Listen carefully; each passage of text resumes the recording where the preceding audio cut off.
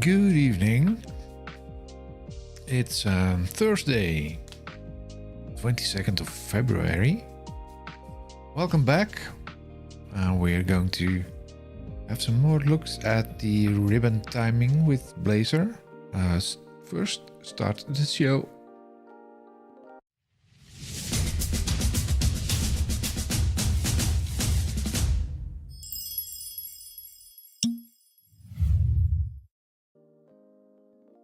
I'm a bit late today because my screens were acting up. I have this automated system to boot up all my screens in here. But they all ended up in the on the wrong screens. That's not a good thing. Let's go to the code window there. And go to GitHub.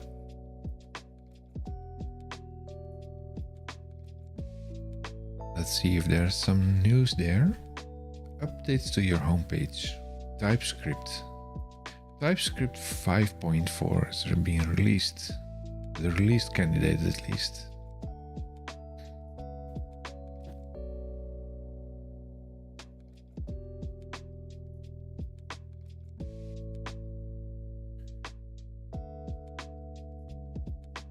Already distracted.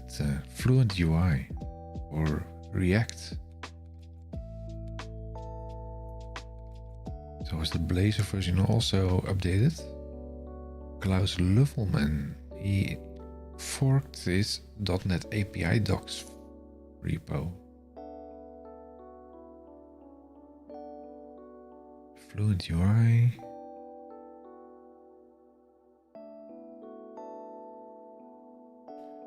Okay, let's go to my repo.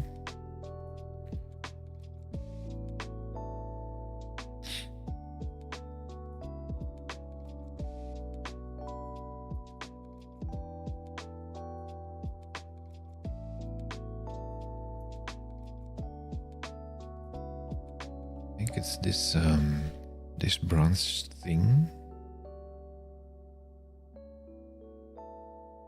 Well, let's just start Vista and see where we left off last time. Probably can use the same repo. Updated .NET version from 6 to 8.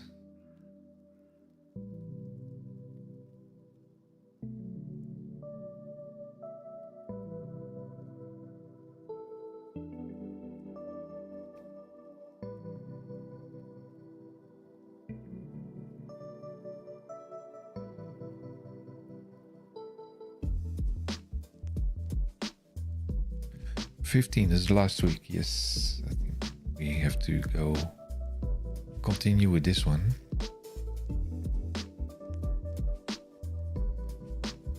Let's see what the branch was there. I think I deleted the branch.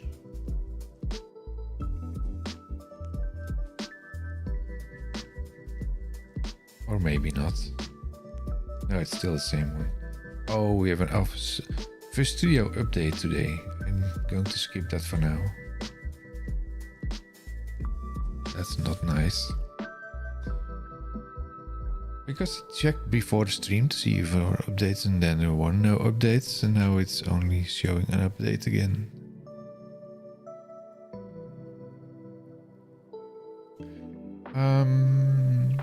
So where were we last week?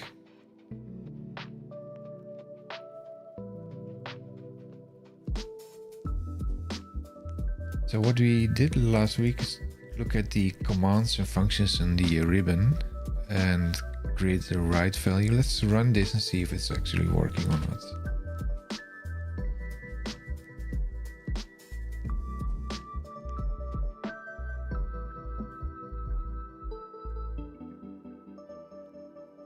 So we added some functions for .NET and for JavaScript in the ribbon here.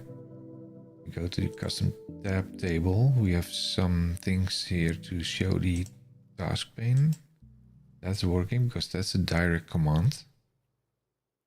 Then the color one. That's showing the init. Then we have another one right. And then we have another one that says color Blazor, but that's not working, I think. No, that one is not working, and right Blazor is also not working. And that has to do with the .NET version is not triggered. Go to the solution here. Go to the function there. So what we disabled now was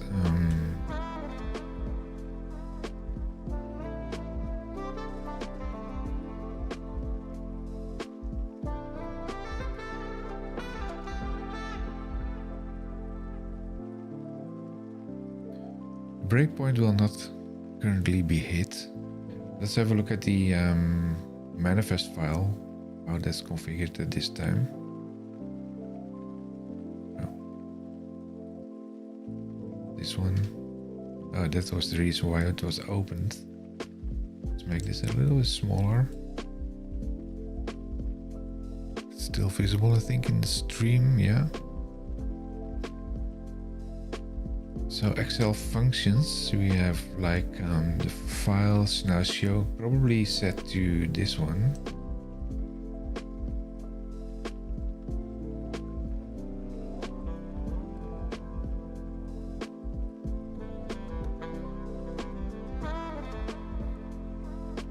Contoso desktop function URL. One line, there you are. Sound very low. Some courses? Are you doing or presenting courses? Finishing courses? Creating them? F3. Oh, I'm now F3 on the wrong screen, I think.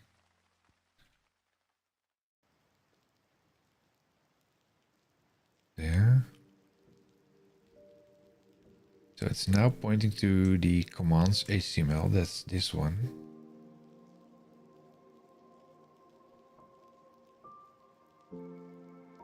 And that's implementing the functions from this file. I was in last time too, but I had my ears off. Okay. Renewing my security certification. The Sec Plus cert using the Cert Master course. What's the Cert Master course? Is that an education, something like Pluralsight?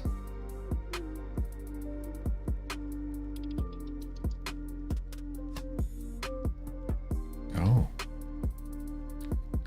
Komt die, hè?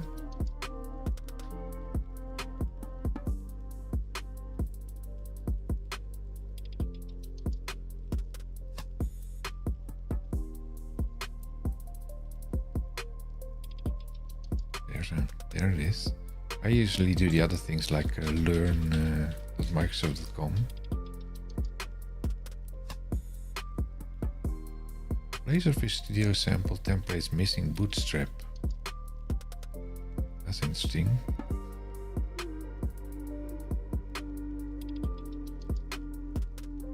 Yeah, that's true. If we're looking at this Tuesday, I think.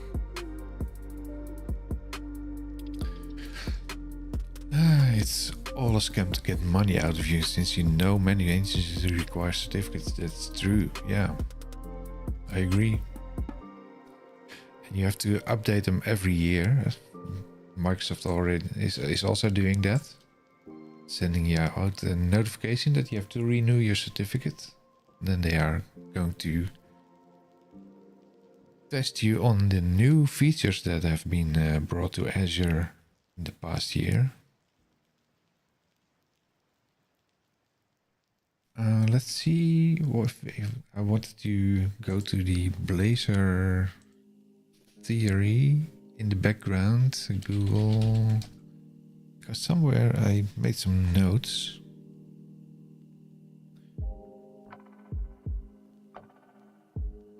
The question is, where did I put that?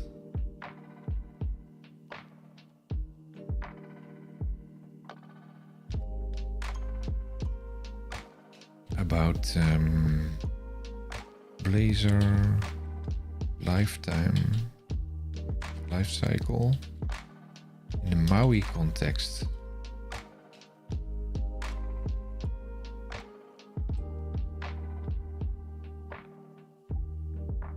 Because I was reading some similar issues with Maui I've been running into as well.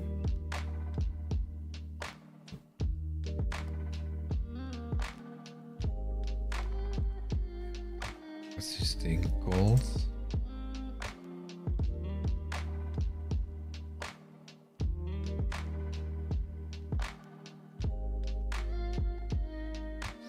Oh, it's running. So it won't give me the name.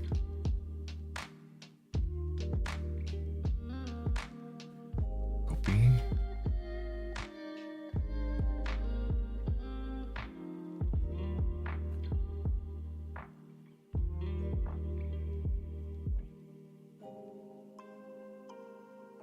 And what's in there? Like the start and the end. Before start and after start.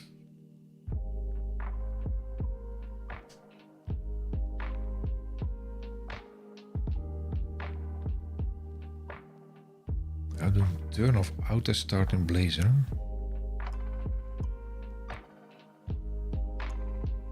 Understanding so controlling the WebAssembly startup not working. This was the issue that I ran into, I think, with Android.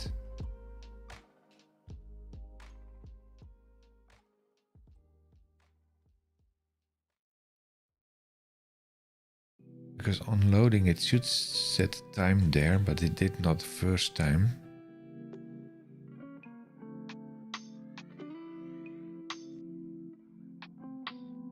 Blazor and JavaScript initializers.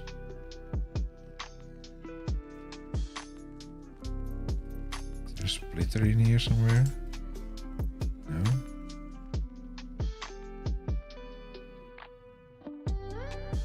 ASP.NET Core Blazor Interop thingy.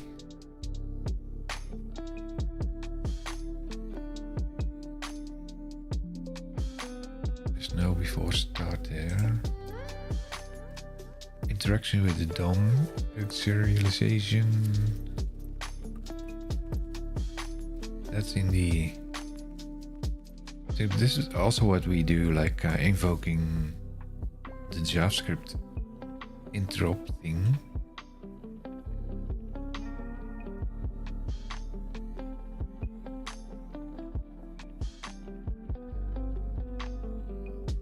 Because what Raoul ran into was that if you look at the function there,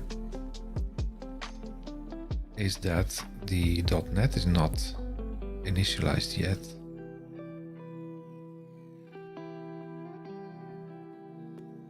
Where is it, .NET? There.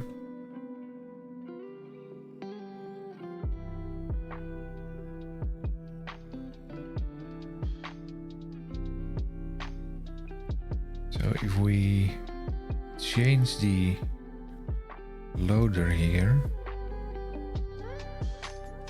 and instead of this one, we are going to use this one.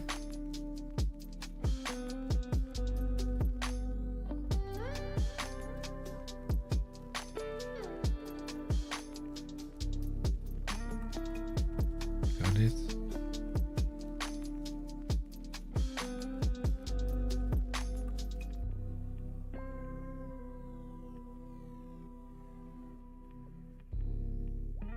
Let's put a breakpoint in there. Why is it not doing that?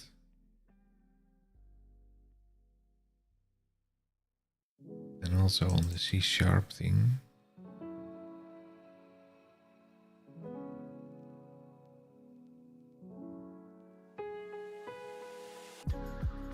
There's already breakpoint in there.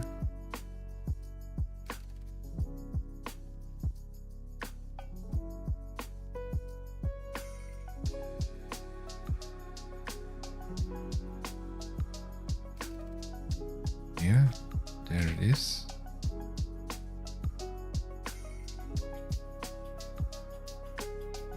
But it did not invoke the JavaScript thing.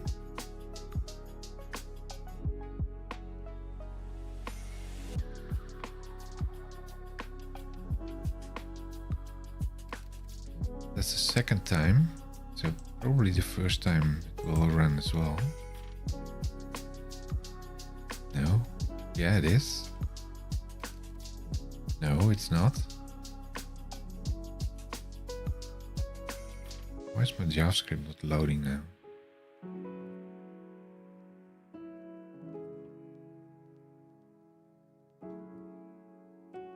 Because it said highlight selection 2. Is that also in my my side loader thing?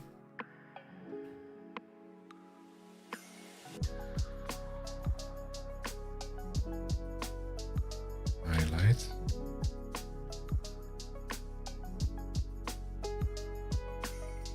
Highlight selection 1. So no number there. There's the second one.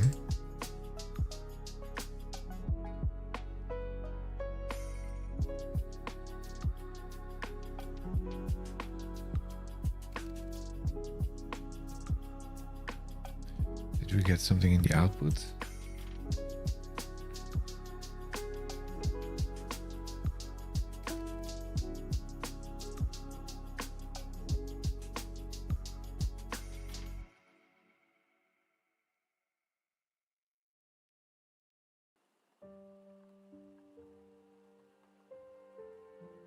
Color Blazor, is that the one in here? Color. It's this one.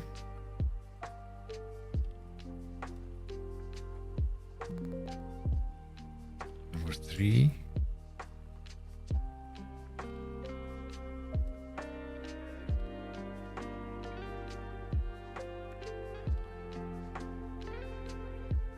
Should be triggering that one.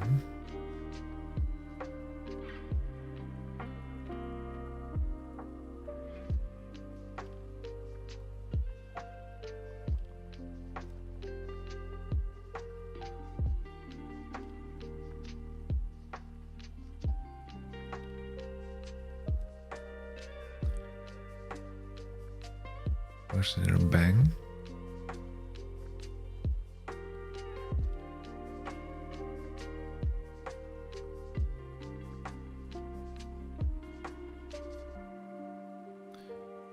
So what do we see here? Before start, then we have already. We're hosting an Excel.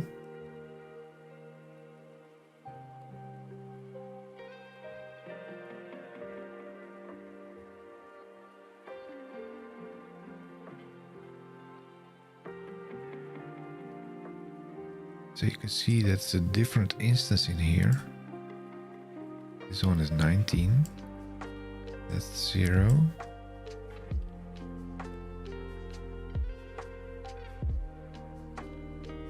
Functions, host info.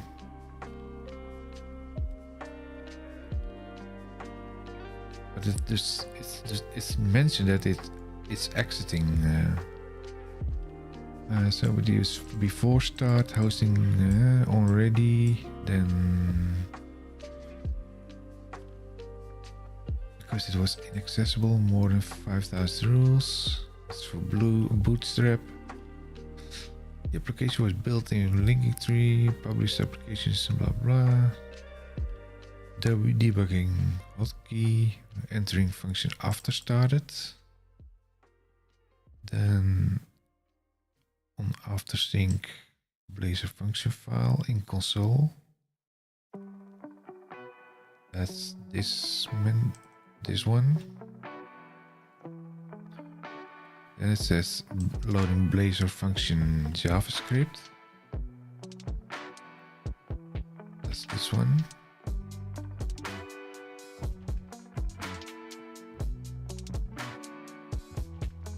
And it's interesting to see that it also did something with Bing Maps. I have no clue why that's the case.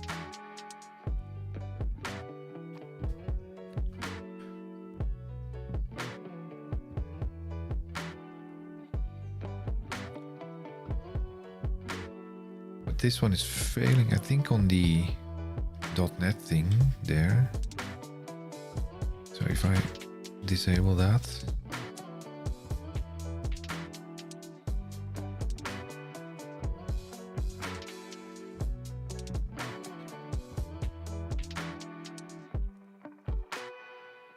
Let's clear the cache as well.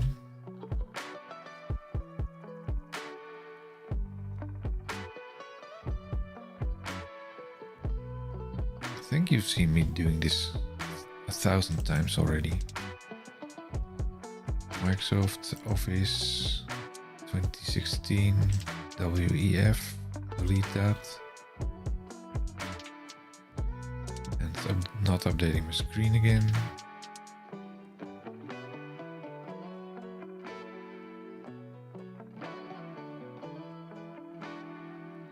And also do something. Well, let's leave the browser cache for now. Start this. Now we will skip the .NET thing there. And after render async in console, because that was the task pane itself. That's in a different location. And why do I get these icons? Did not properly load, I think.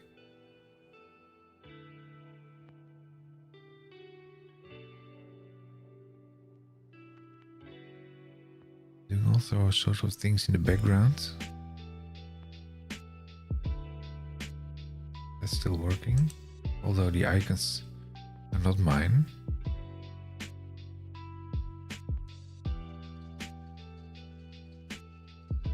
Something's happening there.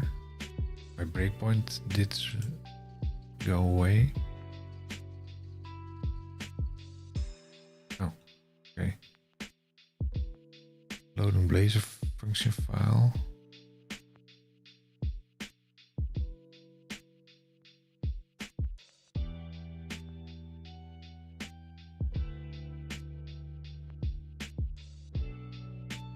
Second time.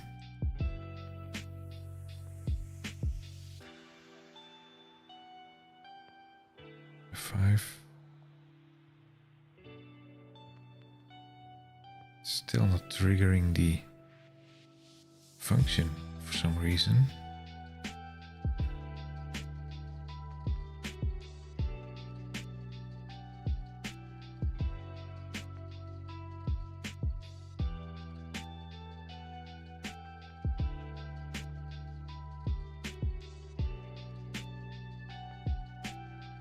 Let's go to the module again here.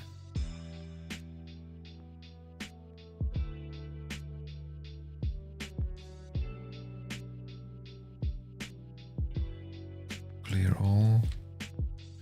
Then hit the button again. Because this one is working, I think. Write something, write value to. It's also not giving me a proper breakpoint there.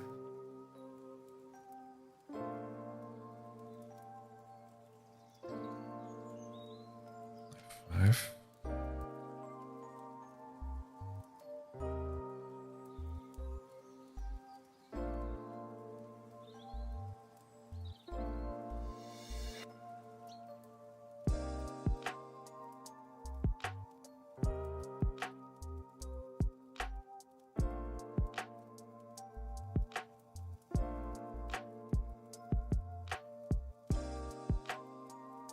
Where's the right thing?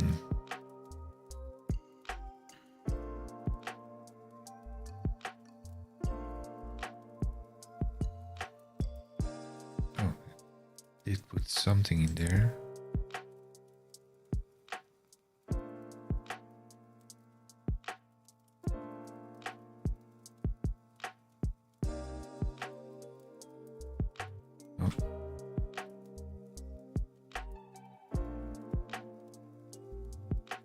That's this one, right value 2. Copy. Let's see where that's located.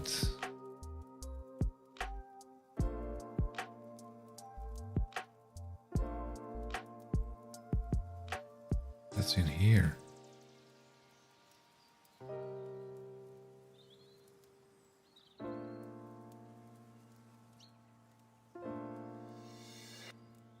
Because that's a global function.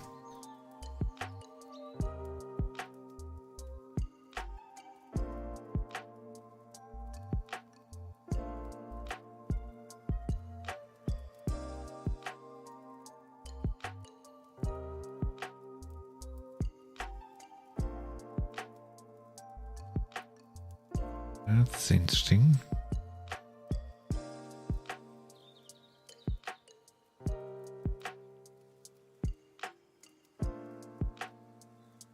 But even so, if we would move the other things, it's still loading this one, but it's not loading the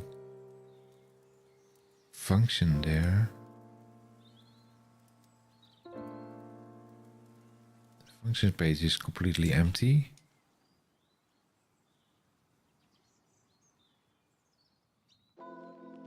There's a Razor file that's importing basically functions file.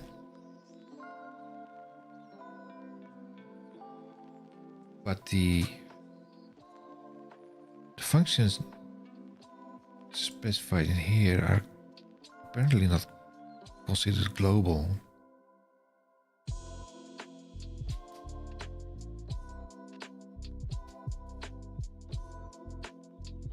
And that's what I also write in here. You must register a function with the following line.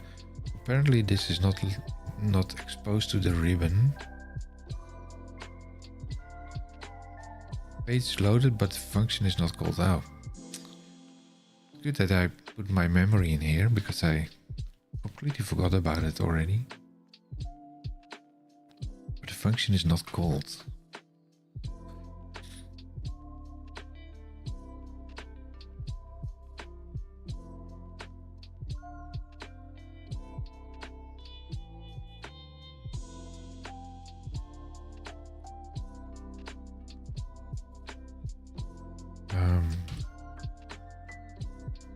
Office ready. It's called something like that. Office.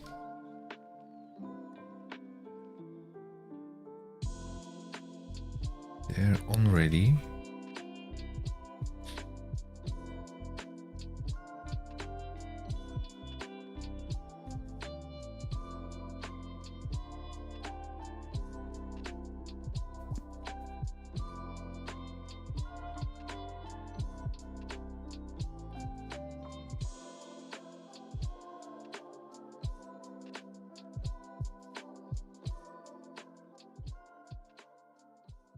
After the onReady, we should also get the Blazor function.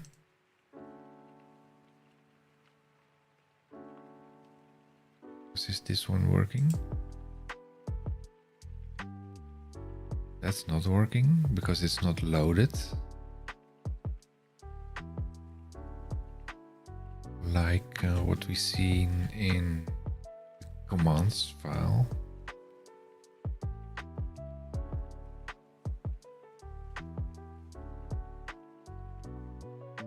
This one.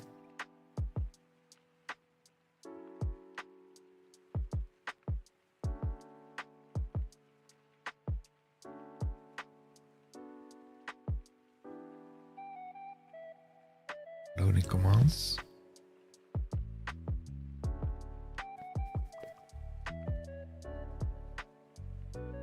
Notepad.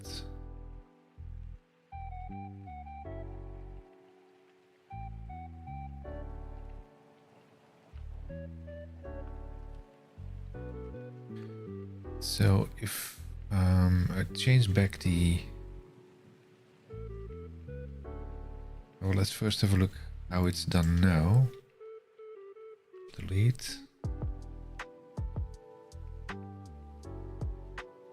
stop this. Don't save. Run it again.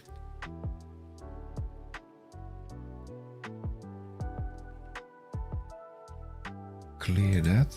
Let's make that a little bit bigger. So now we run this again. So without doing anything, probably would see that the Blazor is started for the task pane.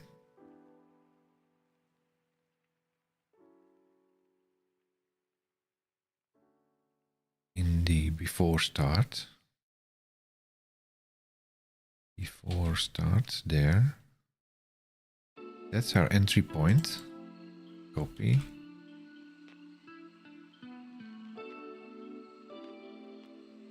Then let's copy that completely. Copy.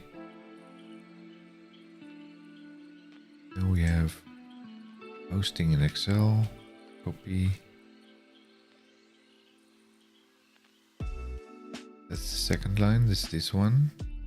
So that indicates that Office is ready at that time. That's mentioned here.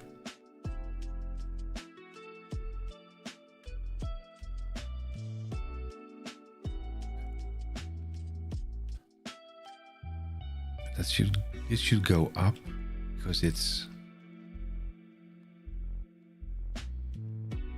there.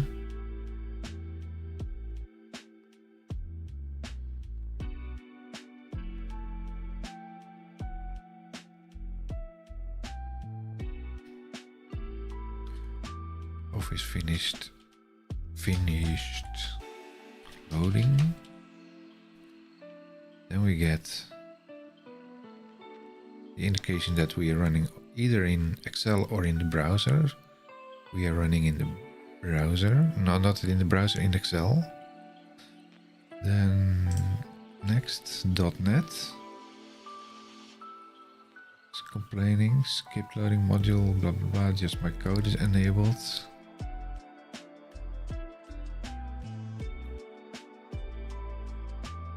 Doing something with name resolution. The hot reloading bootstrap, that's not interesting. Application is smaller, that's not interesting. This all messages by .NET itself. Debugging, now we enter after started.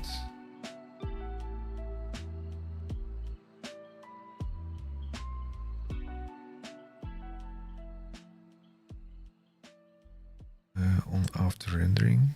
That's the C# item for the index page. That should be somewhere in the task pane page. That's this page. So the message must be in here. After render async in console, that's this one. And that's loading the index razor JavaScript file, that's this one. To enable the code for the button. Because if I run the button, that's working. Send telemetry. Shared runtime is true. What's preload? It's sending it from Excel PC. The add-in visibility mode hidden. Okay. Graph data undefined. Send telemetry, launch hidden action, app command execute action. Let's see if we can find something on that.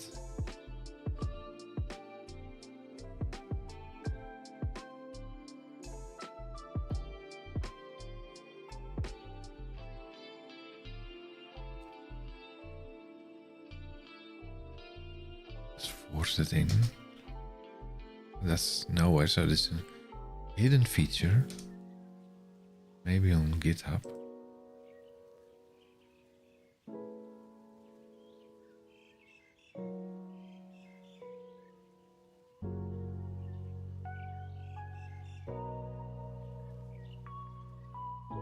No, it's completely hidden.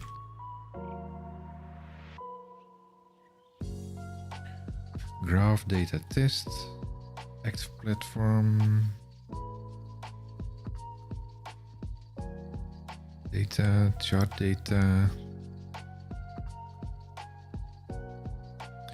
And I'm also not running an index React HTML. So this is all done by the background. Also the Bing maps. What's the Bing maps?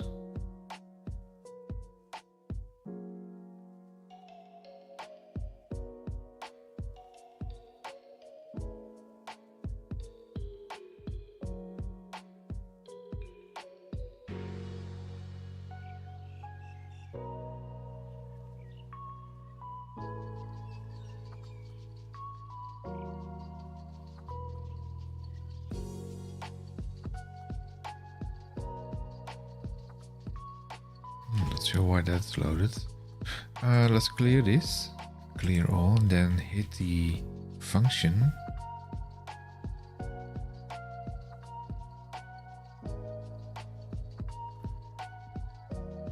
That was loaded. Now we are going to run color Blazor. Click. Now it's breaking on the after render.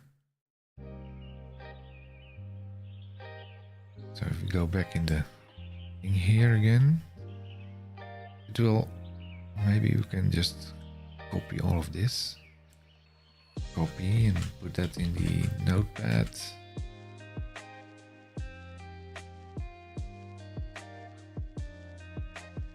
So this is the task pane.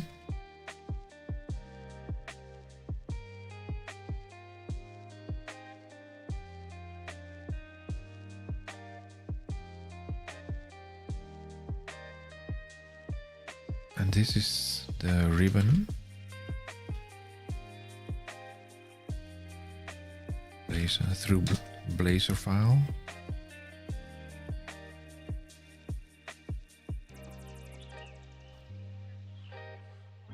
So we're entering before start. Hosting Excel. Office is ready again. Then we're going to ignore this one and ignore this one. Ignore that, because that's all not from us. This still the same as this one. That is interesting, that is closing .NET Watch reload socket.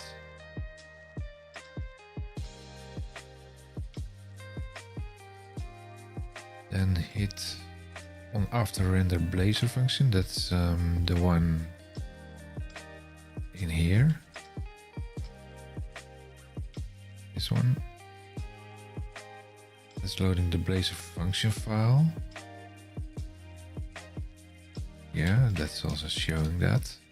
That's different compared to this, but the reason for that is that I did not put that in the index file. So if I go in here, copy, put that in the thing in here as well.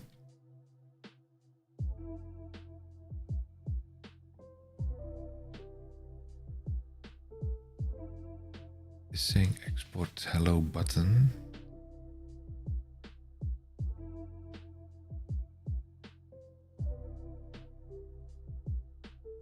Maybe we should just export it.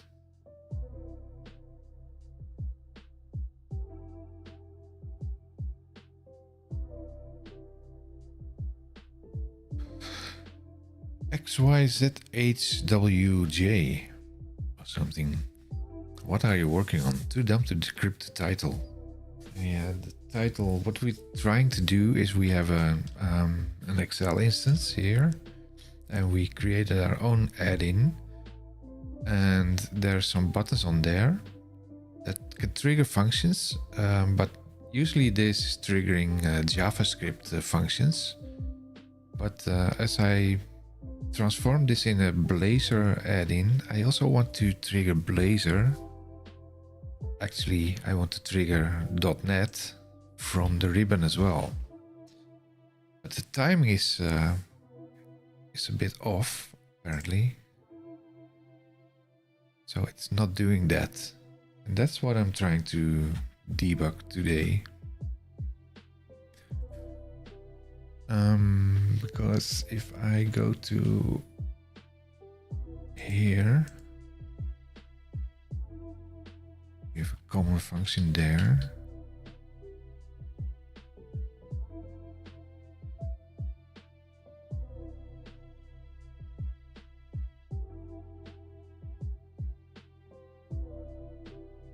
Should be a right 2 as well.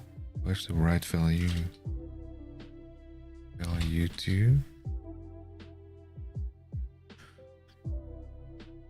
That's in the main module there.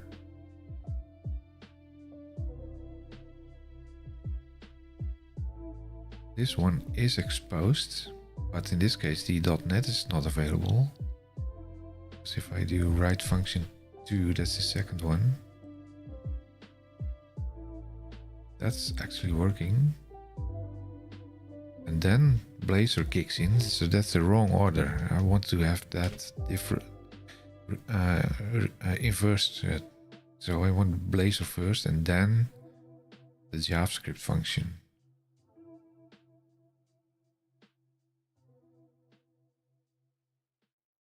So that's a good test to see how that's working. So let's clear the output here.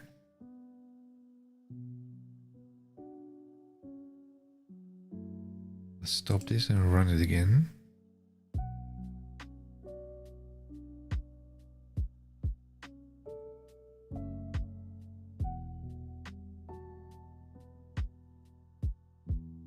There. Hit F5 again. That will load the add-in. And it will load the ribbon. Now we're going to clear everything again. Set clear. Then hit the write Blazor function.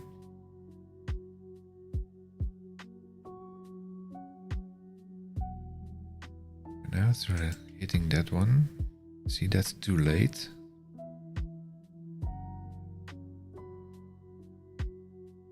Ctrl A, Ctrl copy. Go to Notepad. Ribbon item.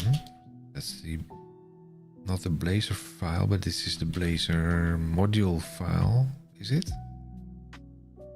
Yeah, it is. It's this one.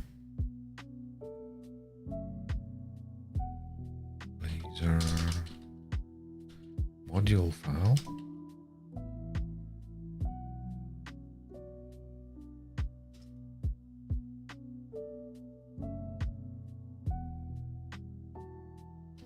Control copy. Let's see what's in there. It's before start. That's kind of matching this one. Then Excel. So Office is kicked in first. Then it says write value. That's interesting.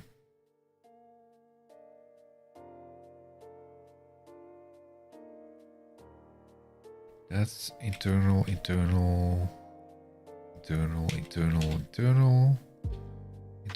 This is ours again. Internal.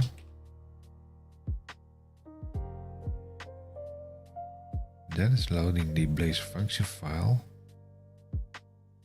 Internal. This is all internal.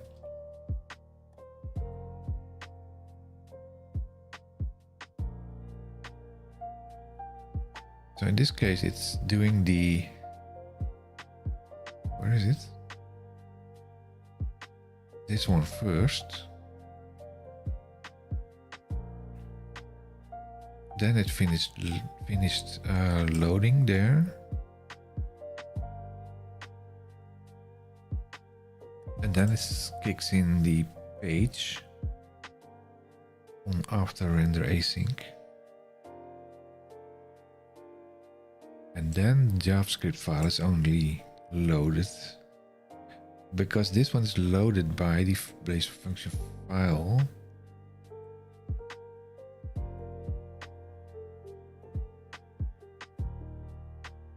This one. This is basically invoking the function on that file. So what happens if we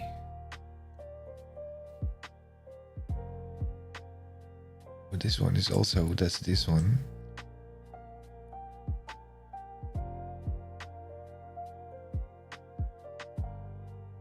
So we want to move the right value. Let's try that. Stop this again.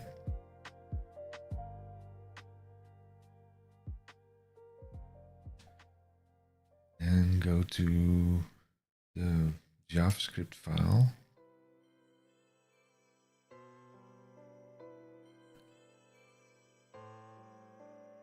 We have the highlight selection 2 with the function that's called as no wait. Then we have this one, copy, go that to the Blazor module.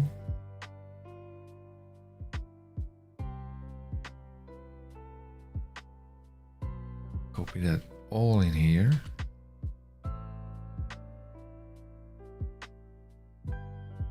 That will give its own thingy there, but now this will fail on the .NET item there because it's not loaded yet.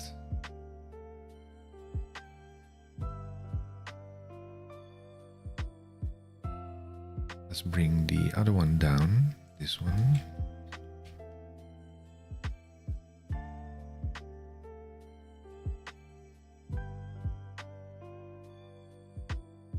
Put the global thingy, get global. Not sure who is using this.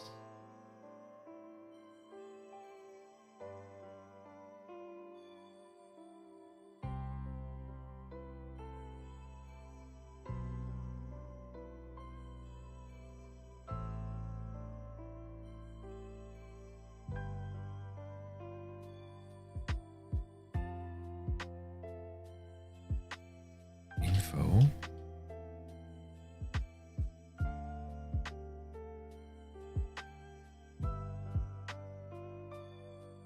On associate, these are now async function. Async function, we have now two functions in here, the highlight selection 2 and the right value 2. But there's also the after start and the before start. Interesting that this one is called like export async. We could maybe also do export them instead of, yeah, this is the one to give Office the notification. Well, we have two functions here, and one is highlight selection 2 and the other one is right value 2. Let's turn this around because it's also the other way around in the function there in the JavaScript file.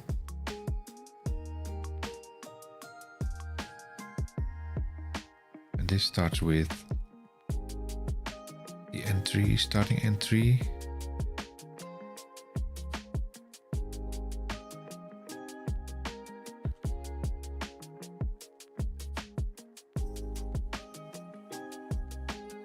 Getting in there, highlight selection 2.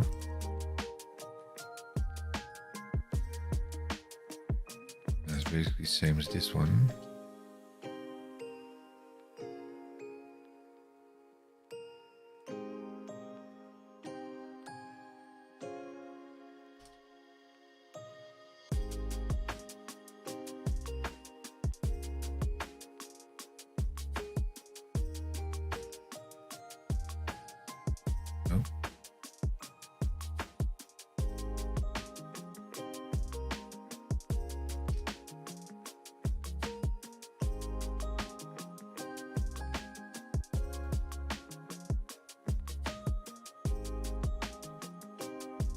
init.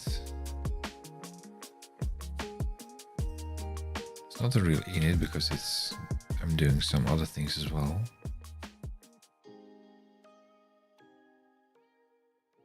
Unless I should move this down.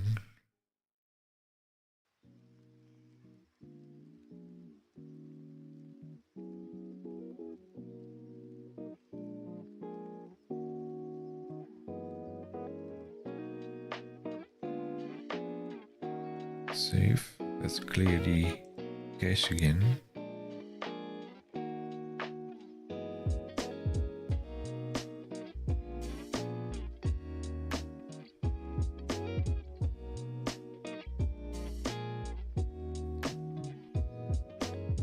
Microsoft Office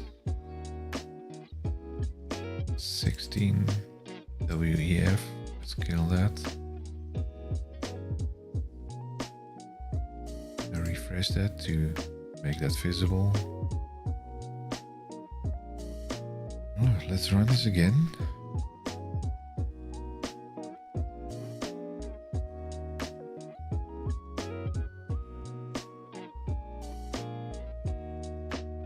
Clear all.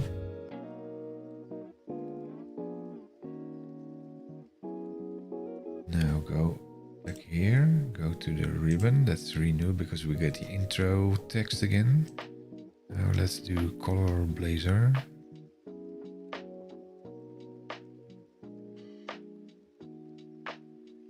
There's the breakpoint.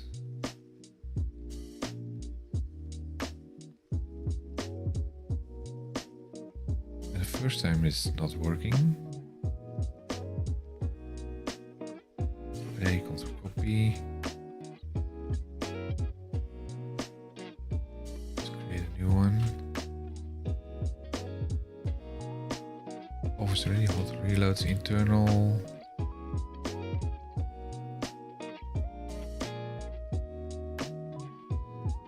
After started. No. Why is it not working here?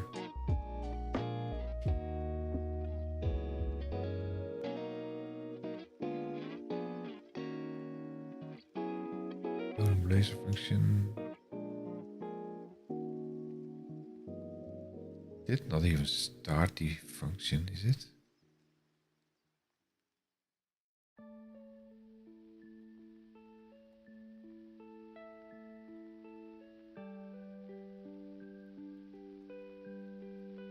Missed something there.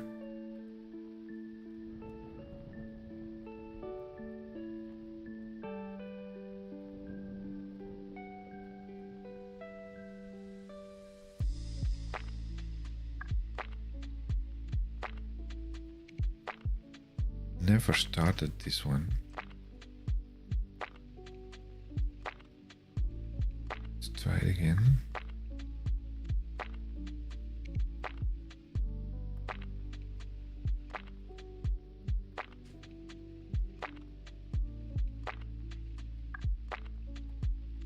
Still not working.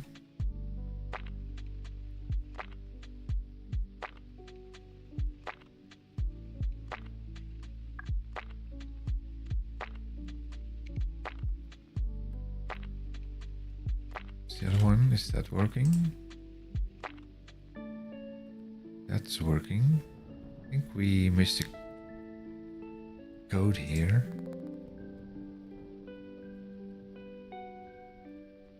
I think we need to clear up some cache here. Let's close that, don't save. I think this is cached.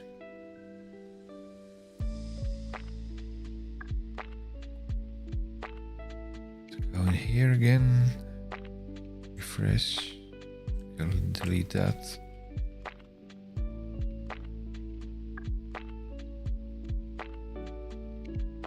Then go to the browser.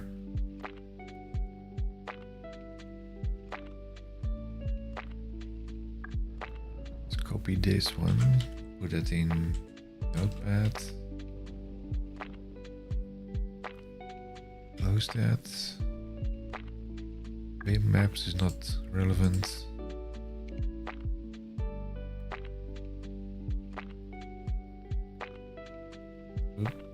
that's a big one. Now go in here. There's another one open. Copy.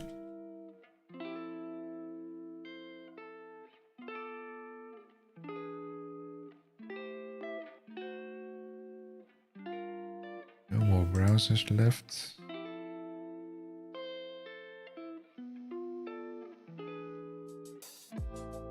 Cache.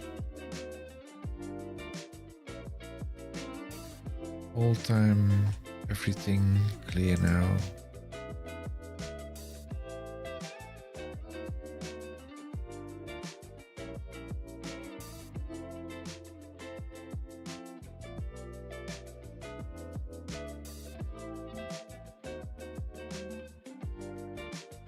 Start it again.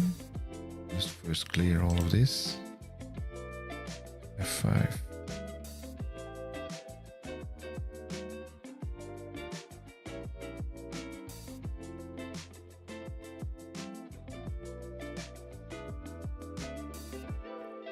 That's the basic loading, the first initial loading.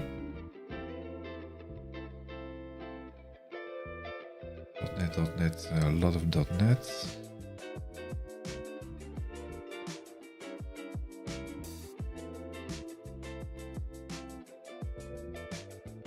Just my code.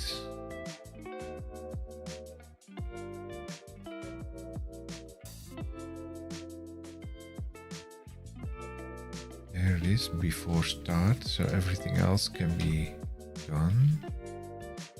Office already. Did I put a logging in here as well?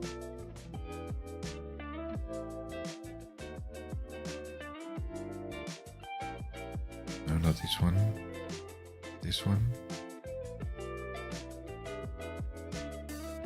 Should do the same as in the function file there, just to see copy if it's loading or not.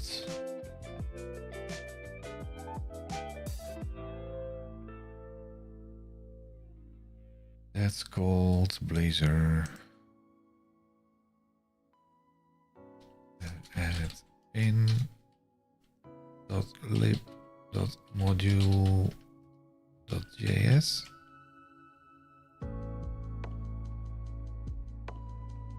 Save. Interesting that it's now reloading the complete thing.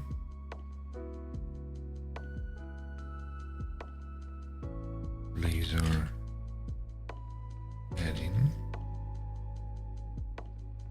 Notice it detected that it changed, but it did not reload it from the cache. That's annoying. Close it again, don't save. Go in here again. Let's first close this down.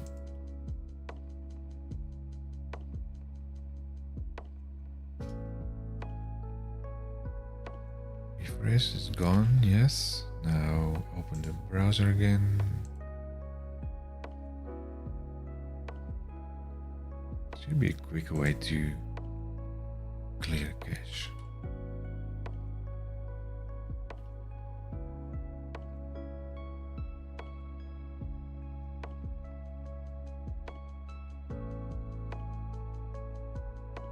Okay, let's run it again. Clear this first.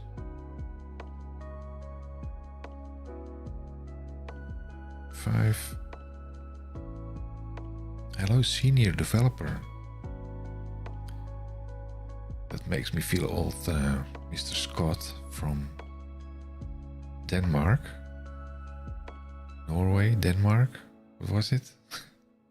Keep forgetting that. I think it's Denmark.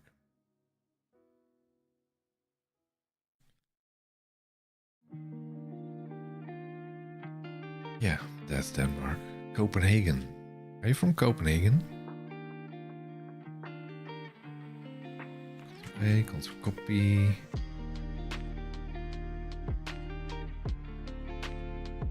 Ctrl-A, delete. Huh? No, but close to it.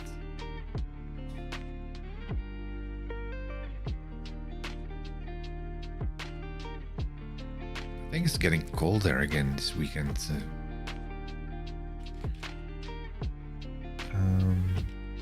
There, before start. Do we now have an add-in here?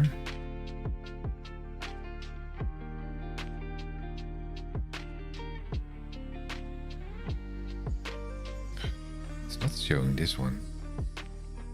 Oh, that's true, because I did not trigger the ribbon item yet. But even so, why is it not showing that? .NET can go.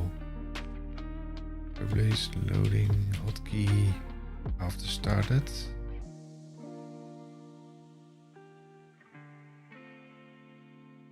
Then we have internals.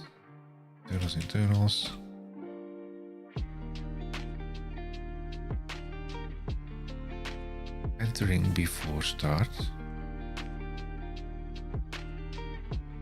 That's this one.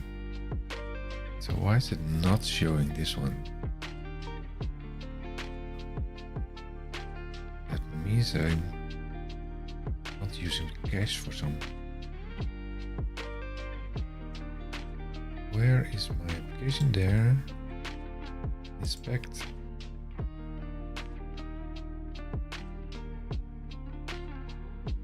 See if I can find where it is. There. See, this is the old one.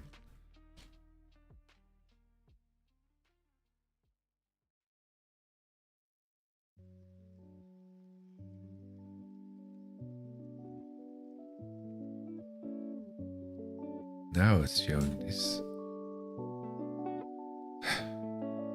Okay, we have to cancel it again now.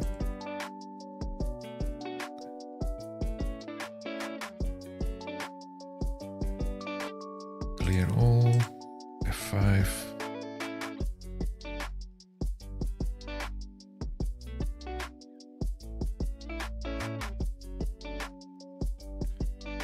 Okay, Ctrl copy. Notepad.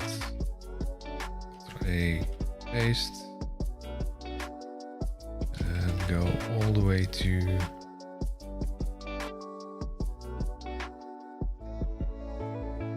starting, before start. There's the module. Then it says this one. Then before start, hosting cell, then we get some internals again. After started. And something then. This is basically the page that is loaded. That's index. I think that's an index.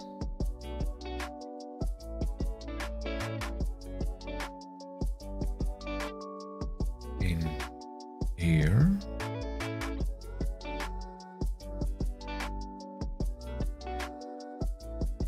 After async in console, that should say after async in index.blazor.cs, just to make clear where it came from. Maybe you can do the same in here. That's already in there.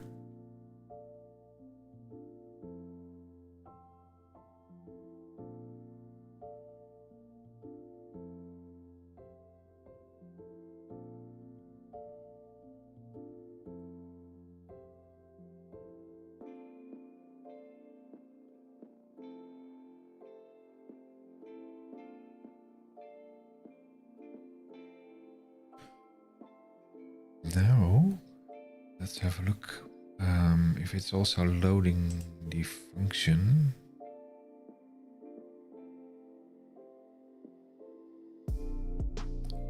There it is. So what you saw is first it was red, then it turned yellow. And the reason for that is that this one is it? Enters the highlight selection thing there.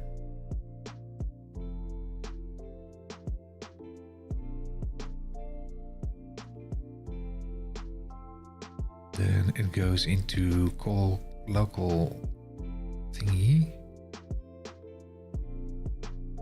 It's interesting that it's going into this, but it's not awaiting it. Why is it not awaiting that?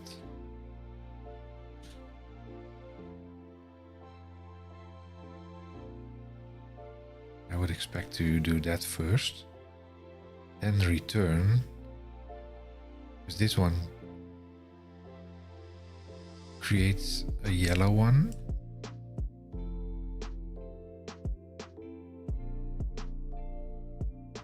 Then it returns and then turns red.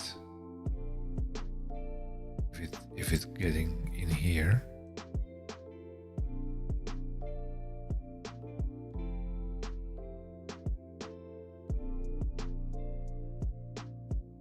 Okay, let's try that.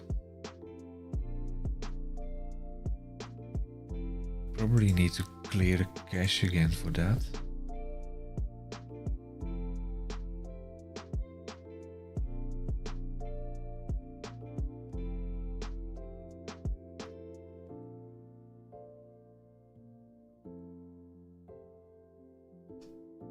There, remove that.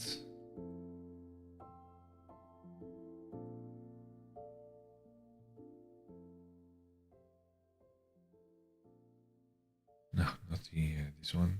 Oh, yeah. Never mind. More settings. There, cache. Clear everything.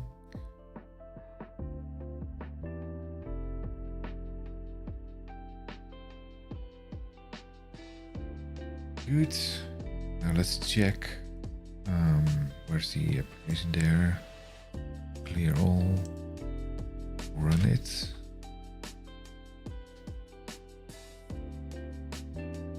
It's a very slow process, if you ask me.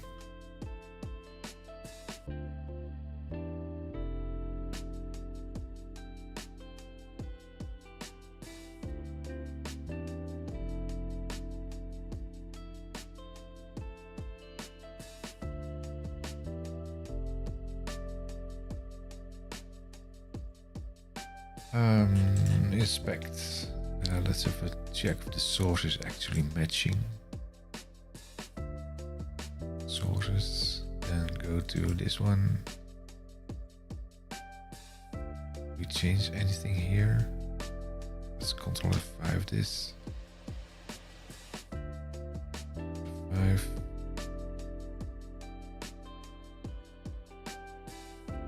Interesting that this is hitting the mono-wasm thing. That's based from Blazor. Do not remove magic debugger init function.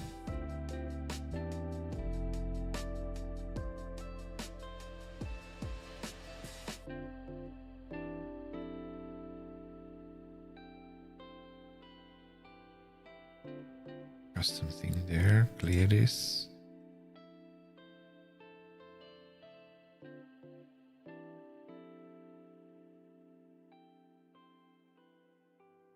Now it's red.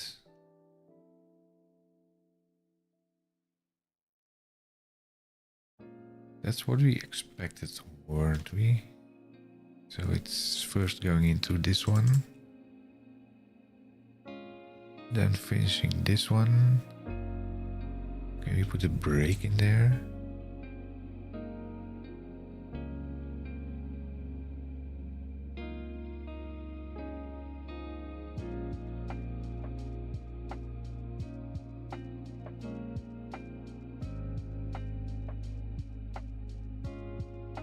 Duplicate file name, duplicate name. That's the one from yeah.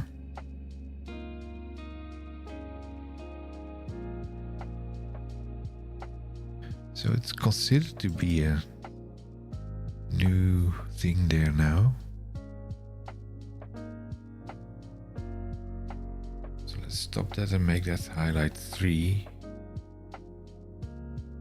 The interesting thing that it is detected that there is already another one.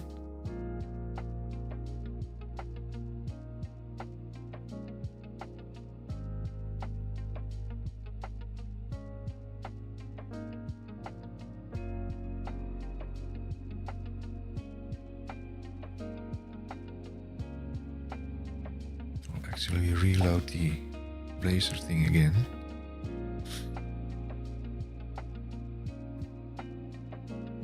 Copy.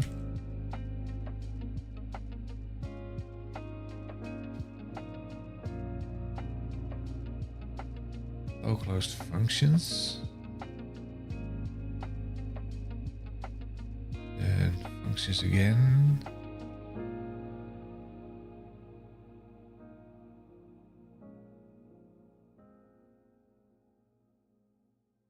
There's the Blazor, the modules thing. Before start, then we have Office ready, hosting Excel, then running highlight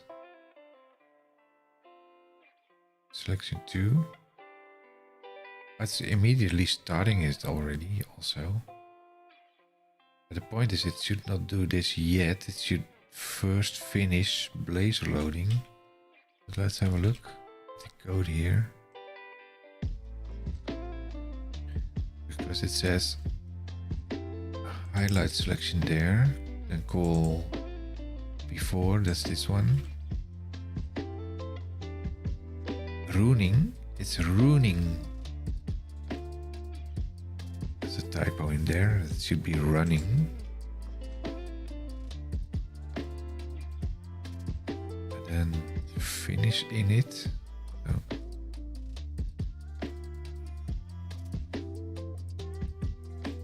It's ruining, then it's going to complete all these things and then finish that.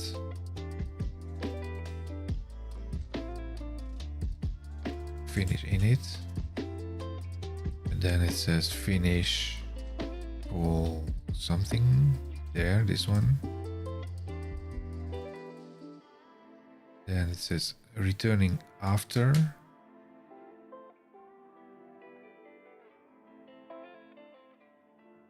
There.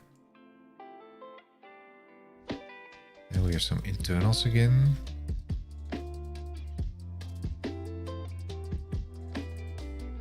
And when that finishes, it will only turn into after started.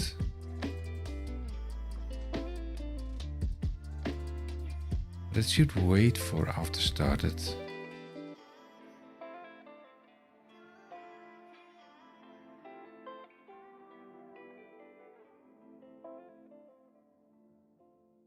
After started it said hit on after render. This is the C# file. And then the C# file will load the Blazor function. That is recognizing this, the duplicate. But the point is that the function call is already done in here. After we are loading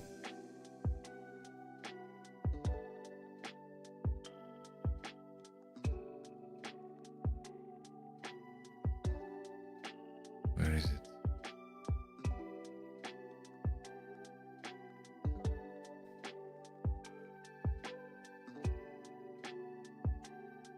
After hosting, it starts function. So somehow internally it's waiting for Excel to be hosted.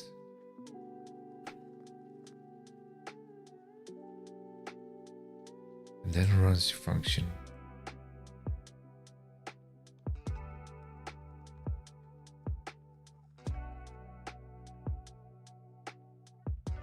So it's loading the module there.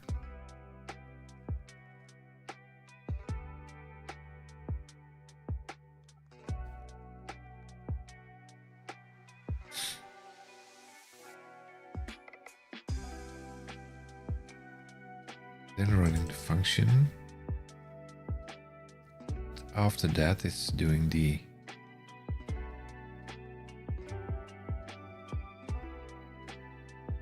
wrapping up of this one.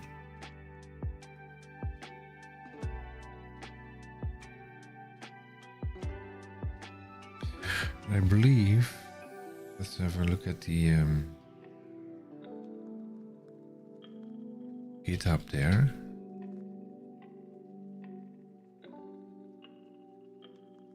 Sign in.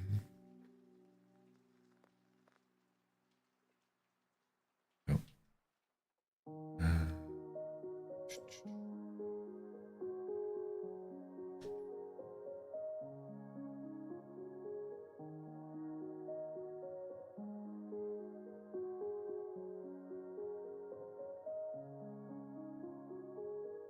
GitHub. Copy. Paste. Sign in. Oh. Well. Now we need the username. Why is it asking for the email address if it's not showing the... There we are. That's my dongle thingy. Go to the official repo there. Then we have samples, issues, close this. Now I want to find Raoul thingy.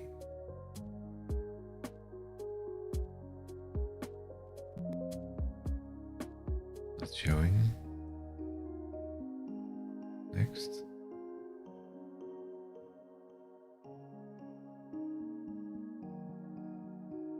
Debug.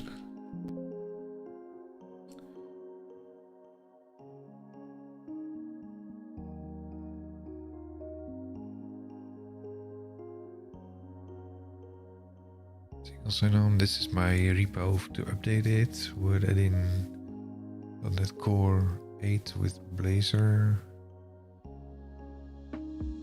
That's closed, I think. Completed, yeah.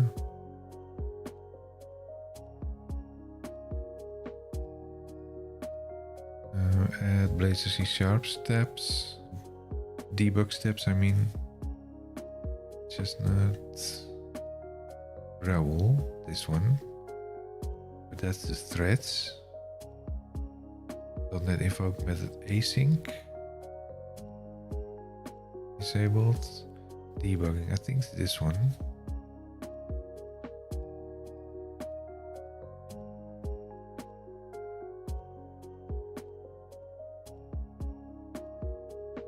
TypeScript, ribbon, buttons disappear.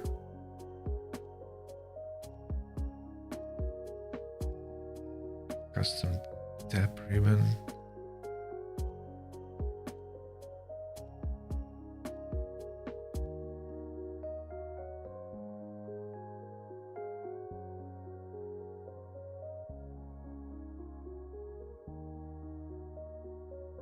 Trying to trigger C# function located in Blazor page and return from Excel ribbon. Yeah. Thank you for the interest. So we have to do the setting already in there. Shared runtime. Run it without changing anything. Then uncomment function file JavaScript line 6 after, then rerun it. You see the message bottom right that will be doing something.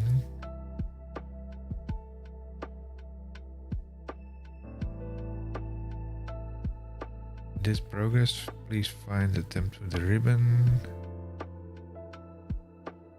Trick was to add some code to the Blazor. That's what we do as well. So I'm looking at this. If you need the XML file, you need in the XML a first group of 2 controls. 3 doesn't make it.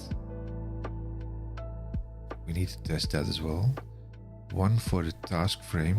Well, actually you get more than 2 controls because that I have 5 in mine. one for the task frame and the other for the first execute function. The consequence is you can avoid the task frame panel to show the add-in opening.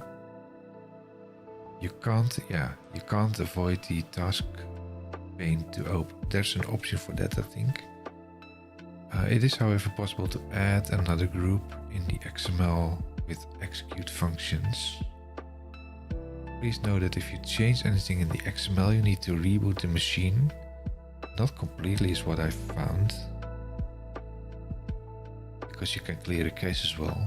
Unfortunately, you get the same result with TypeScript. Installing Visual Studio seemed to resolve the issue. I have a secondary issue, TypeScript, but that's a different one. Close this issue. Yeah, so, but I want to have a look at this.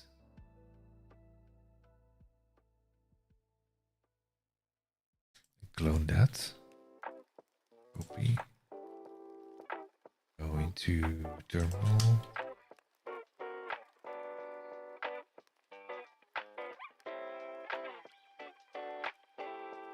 That reminds me, I also need to update the PowerShell in there. Data repos. Make directory 2024 02 22 2024 0222. I should do that the other way around. Let's go back. Make directory 2024 and then the month. Oh, it is the month, yeah. 2024 02 22. Then git clone.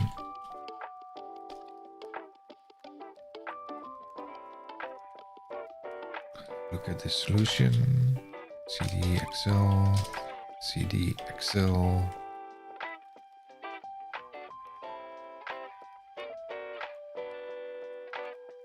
Excel solution.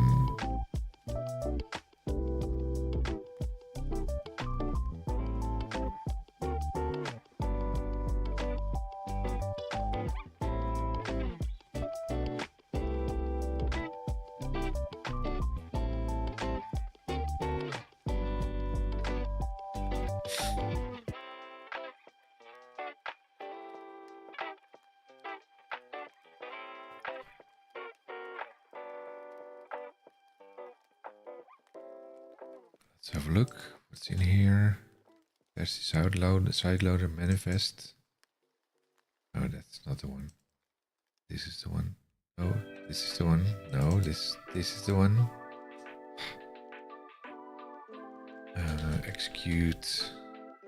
Execute function.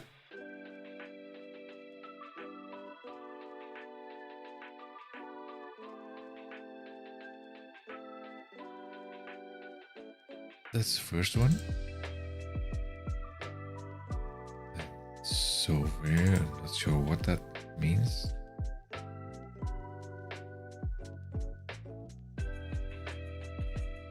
Yeah. It's like a French safe.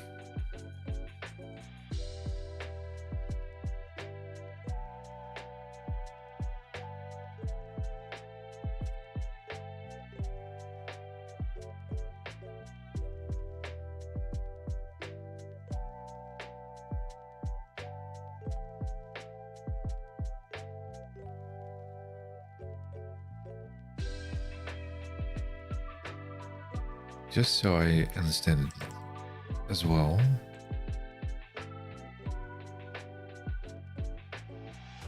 I'm not a French hero here. Wait. This should be like so, and this one should be, because that's the French locale.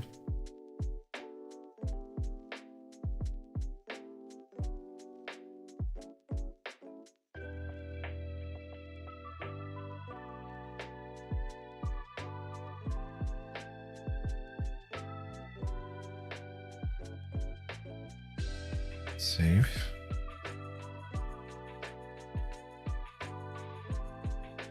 So this one has execute function. Execute function. And that's this one. What does that mean?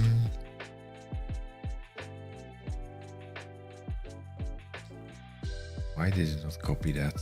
Copy. Yeah.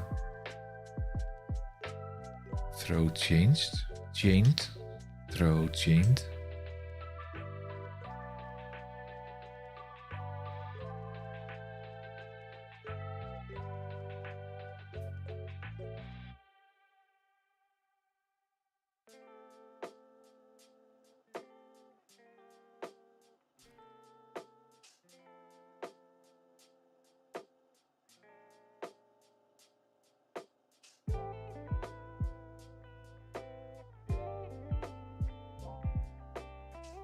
Function name.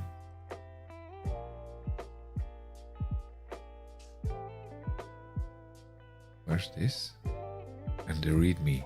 Okay.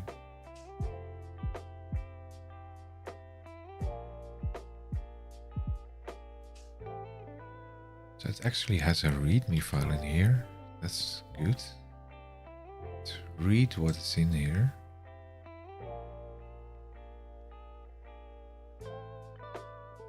Create the Blazor WebAssembly add-in plus ribbon. Sample shows. This is a good documentation as well. Get free in-depth developer sandbox. That's not possible anymore, I think. Run the sample. Start debugging.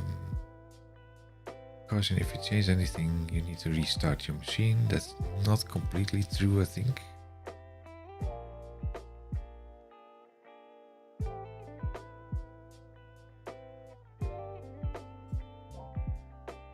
Here, key parts of the sample. The pages on the pages folder contains the Blazor pages, such as index eraser and ease eraser page. Also have two code behind pages.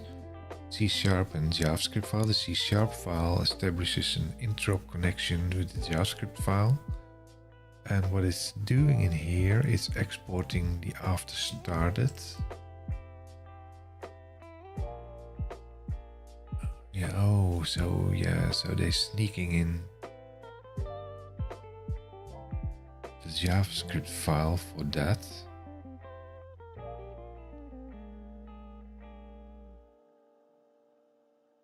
And that's doing that only after at the end.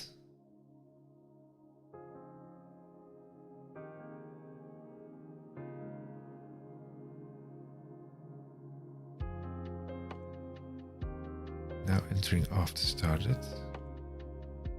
JavaScript catch the ribbon event. The JavaScript catch the ribbon event to interact with the C#. Throw chained. So that's no longer necessary because it's also able to do that through the function.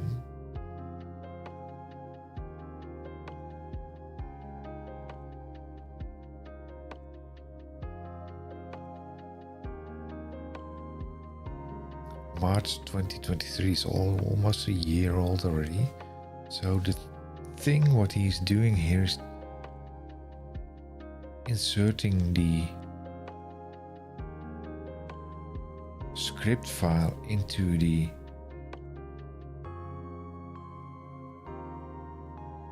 document, but what document? Let's run this and see what's in there.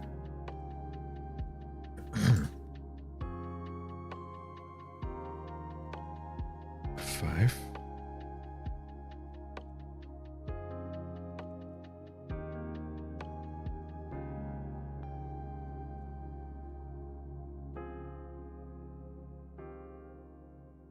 There's a no application. What's this? No or more errors occurred.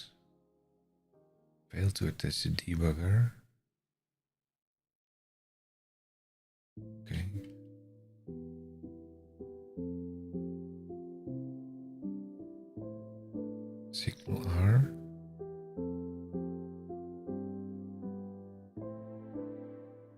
did it go?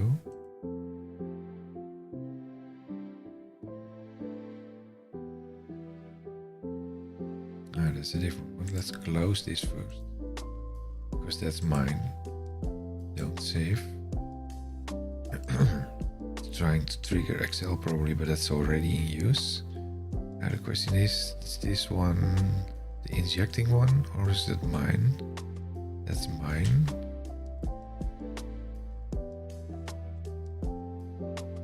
Stop that.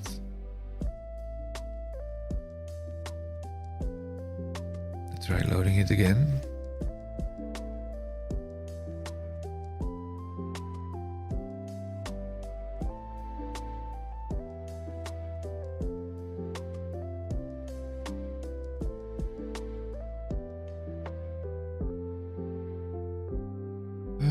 Let's see, close this here.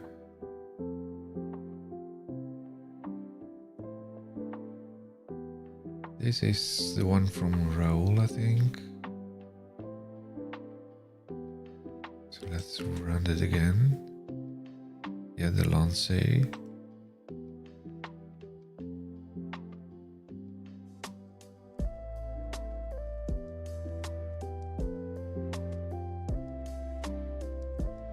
nothing at this address. Before start T. That then let's see what's in the logging here.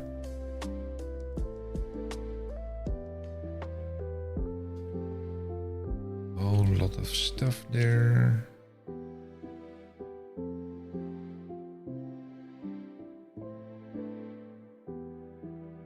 Lifetime, there's the localhost loader. Development. Blazor add-in. Claims, just my code. There we are. Entering before start E. Copy. That's there.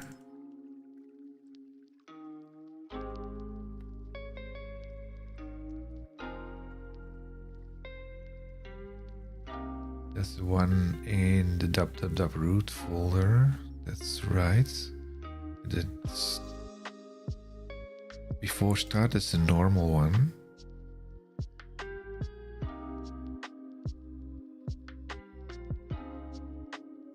That's interesting.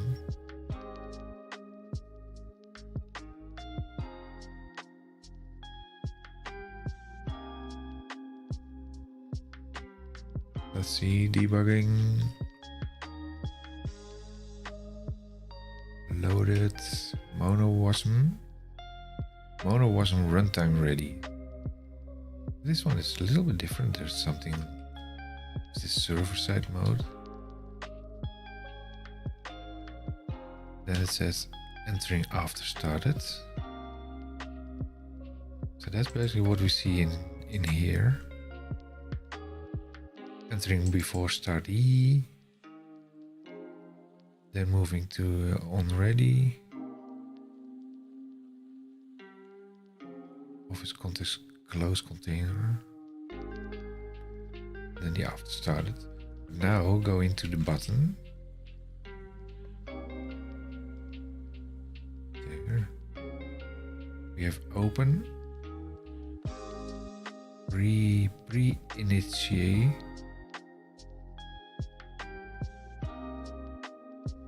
Where's the there? Pre-initiate.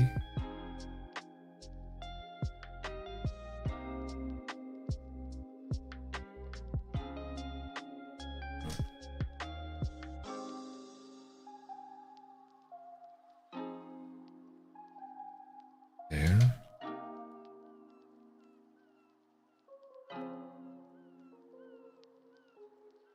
Let's translate that as well.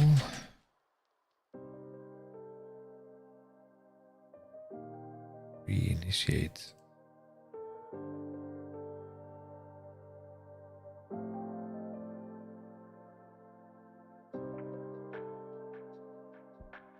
Copy.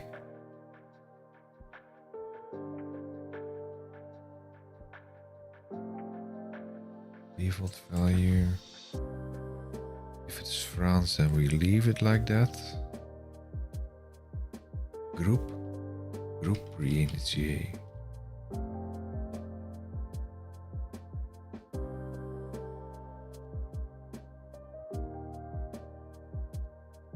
That's the France name, French name. Save.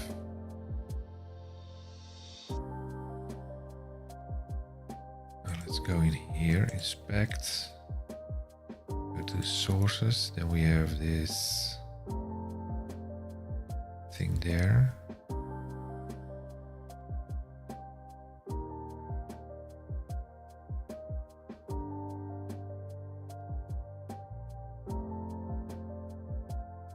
Yeah.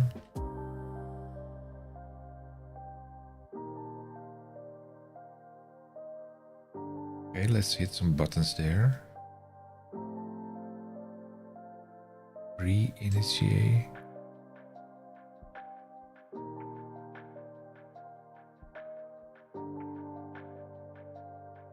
What's pre-initiate doing?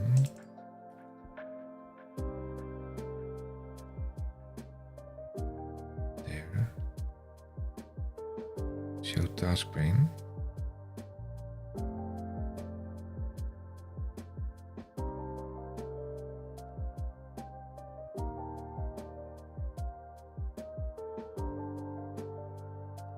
It's just opening the task pane. What's the other one doing then? Open.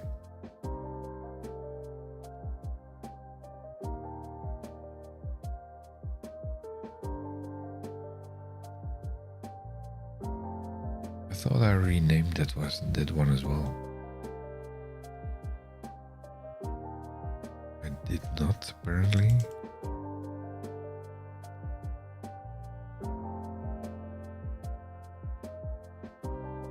I did, but I did not do that on the button.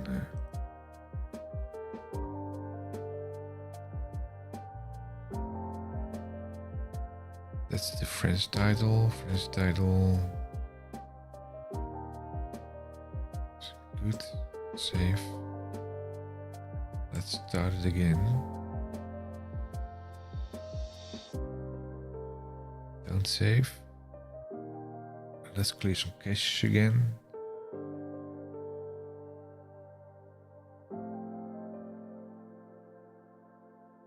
In here.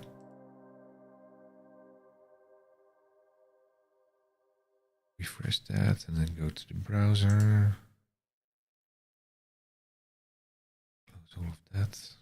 I want to save this one because that's what I was looking for.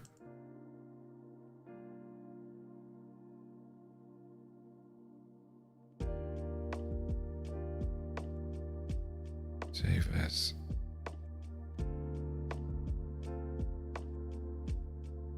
We have downloads. Where's my downloads? Oh, let's make that C temp. Links 2024 0222.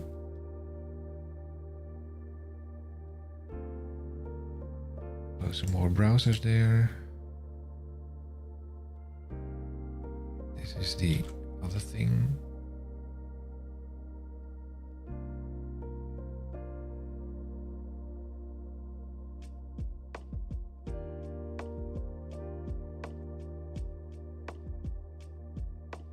Copy. That's all Blazor things. Close that as well.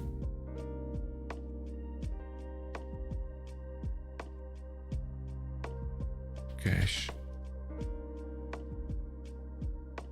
Clear now.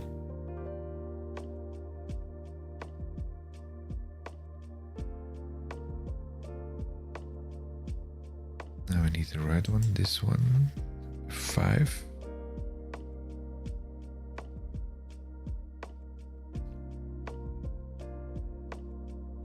Inspect. Let's have a look at the sources there.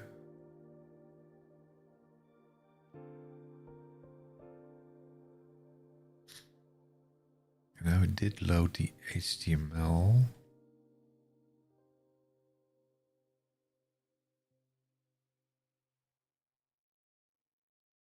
Browser refresh. It's a little bit outdated. This is the one that's injected.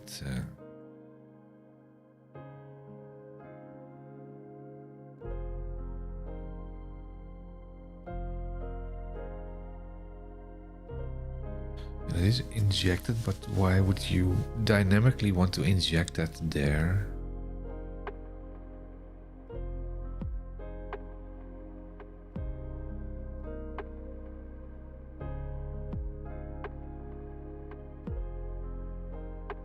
Index Razor.js.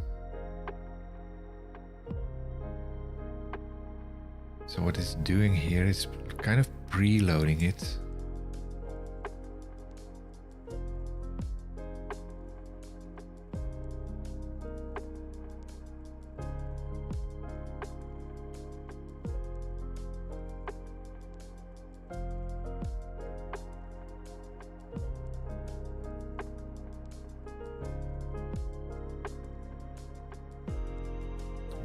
I'm not sure if you want to do that. Well, add-in is not properly loaded here. Reload.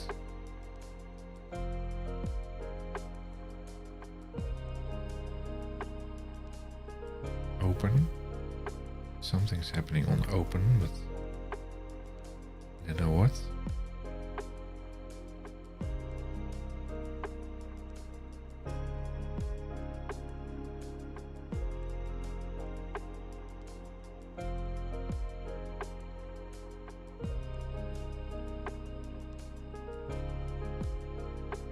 Missing the style sheet somehow. Refresh.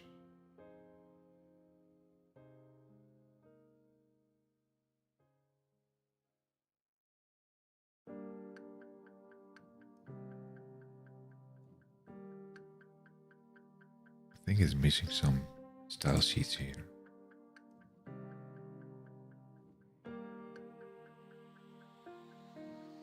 Let's go to, because it's side loading this one.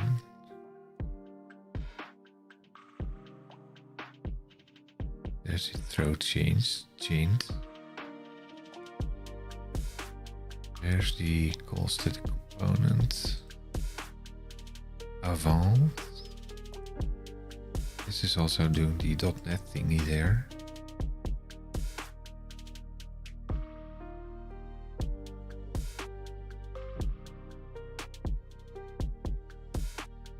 This is doing the throw chained, but the throw chained is done by which button?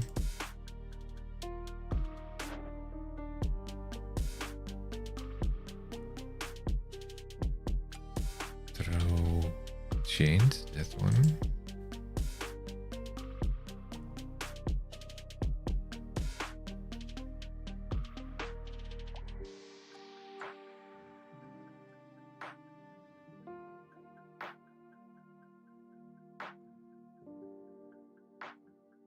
Which one is that? Throw chained. This one. It's label open. Okay.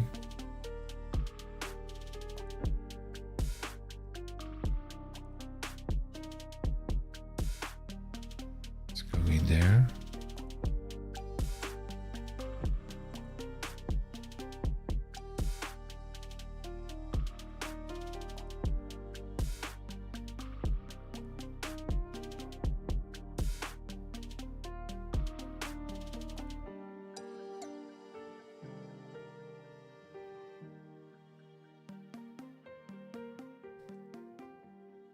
It's not injecting it, is it?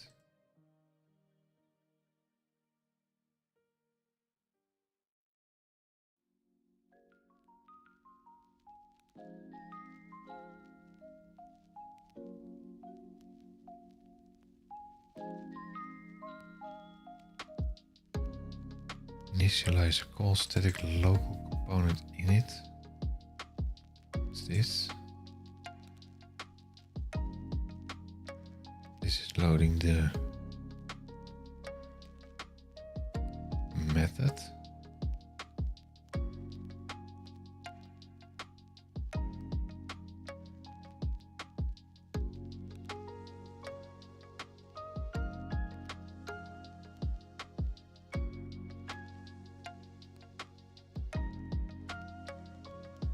That's the throw. That's open. Open the throw chain. This is.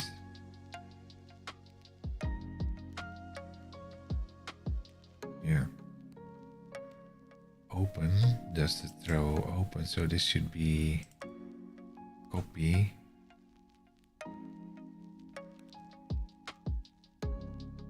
Find all. Open. Open. Open.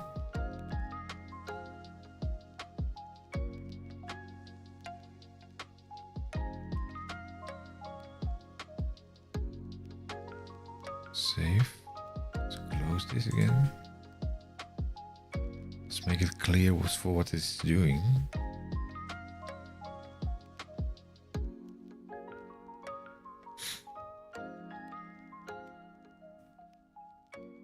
So let's have a look at the code here again. Close the README because that's not our interest today. Let's make this a little bit smaller so we can read what's in here. This is the module, and the module is triggering the Blazor start and the Blazor end.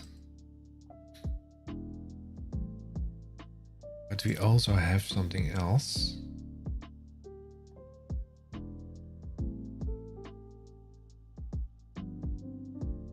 With script.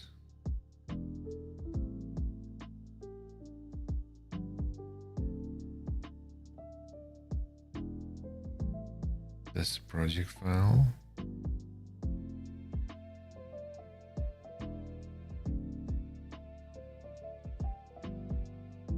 But that's of no interest either.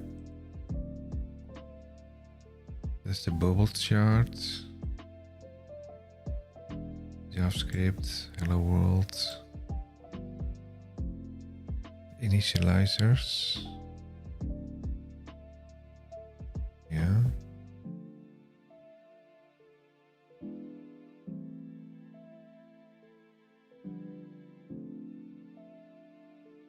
There's the office loader, WebAssembly, but here it's already automatically added that in there.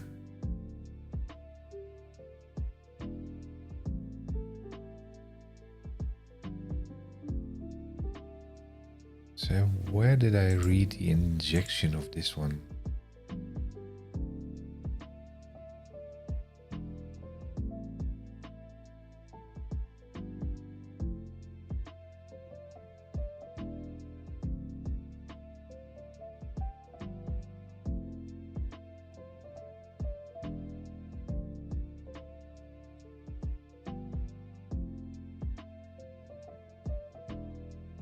This was done in here.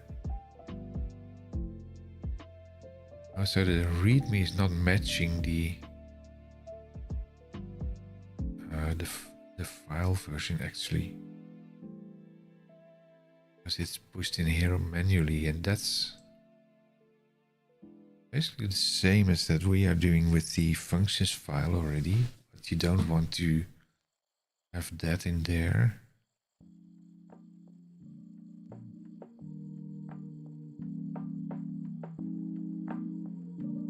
Although apparently this was working. So what's in there? There's a function, an exposed function.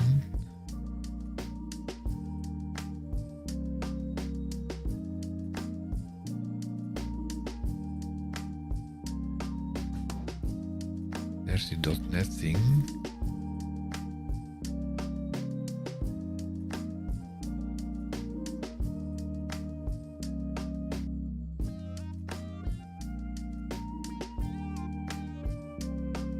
That's called by this one, by the initializer.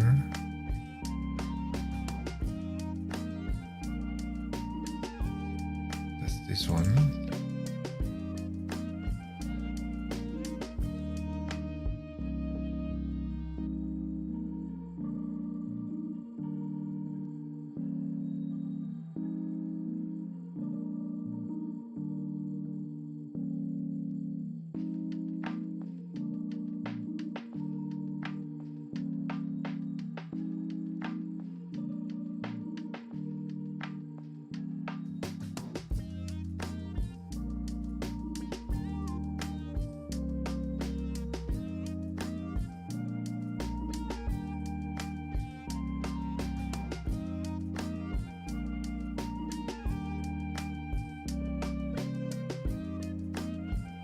Initializer. Initializer. Yeah.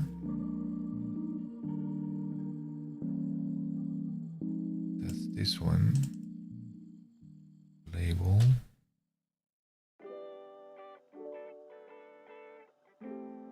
Re-init.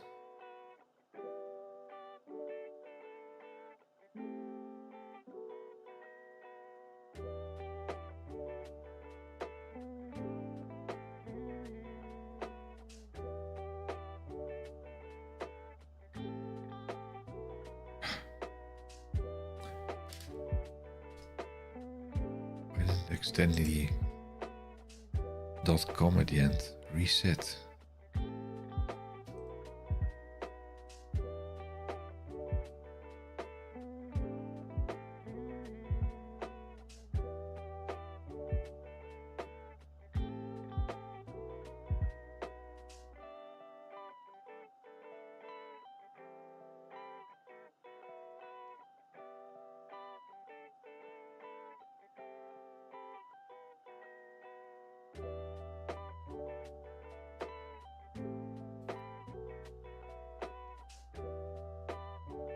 But if I want to run this function, I need to call this one.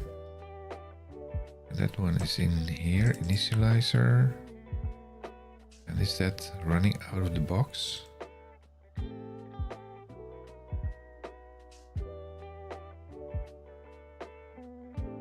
That's the exposed function.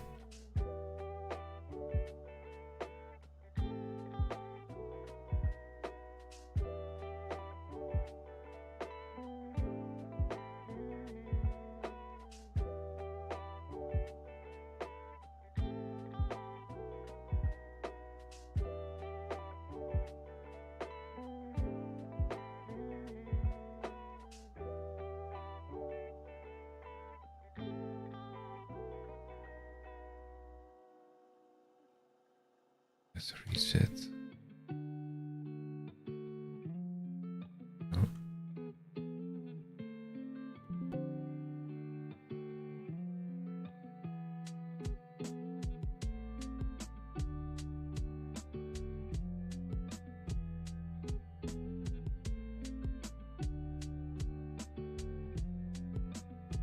Reset. Reset. And reset.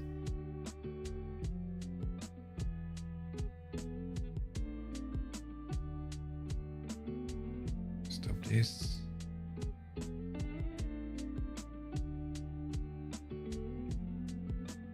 Go back here. Delete that. Clear the cache.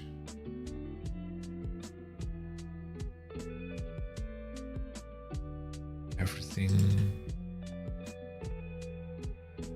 Close browser. Go to the application.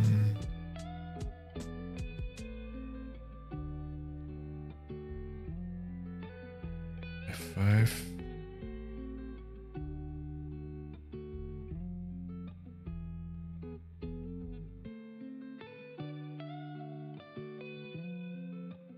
Inspect sources.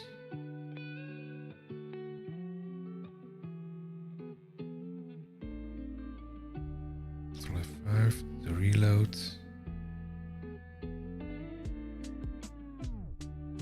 So this one is now the plain one, just already in after start, but the index now has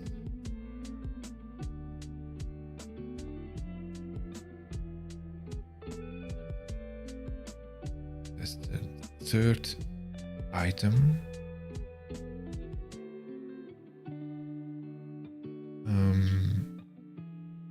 Look at this, that injected, not so much injected because it's putting it in hard-coded, this one. But the question is now, did it now also have the .NET entry in there? So that's basically this one, where's .NET here? to Excel and I do reset.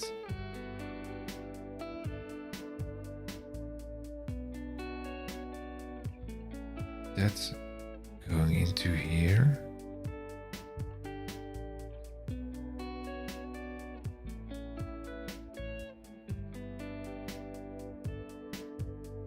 F10.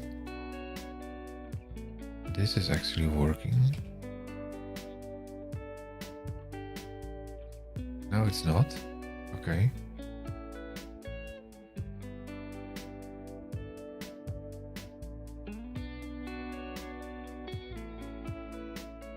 Assembly Blazor does not contain a public invocable method local function in it.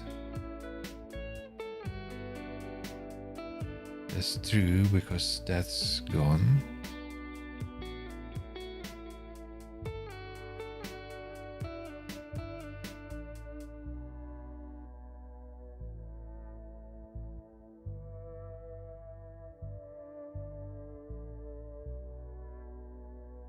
Local function init, that's the one this. I think it should be. Where's the local function init then?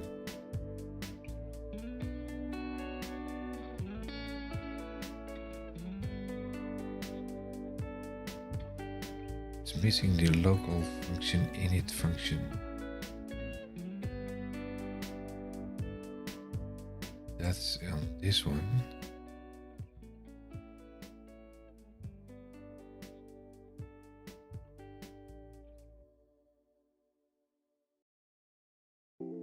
Did I change that?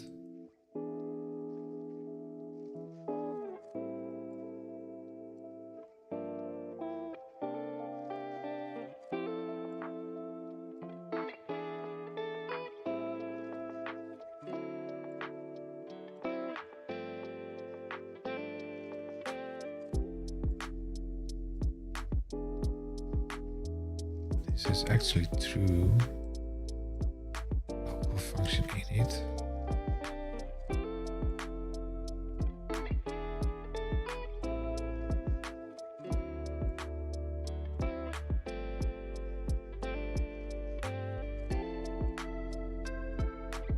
I would expect it to get in there.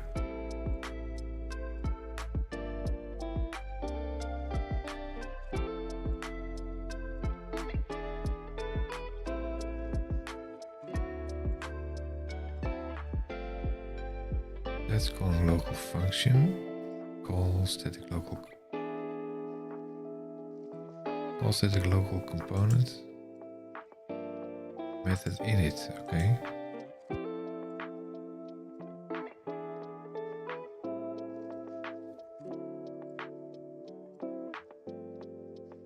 Yeah, so the method init is not defined here.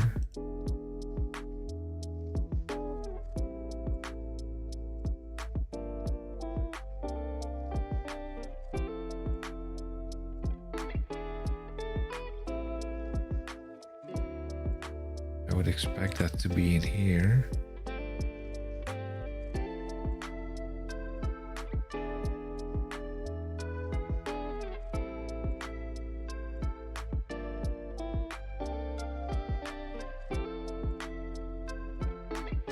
One reference. Itself. Local static method. Let's call that init.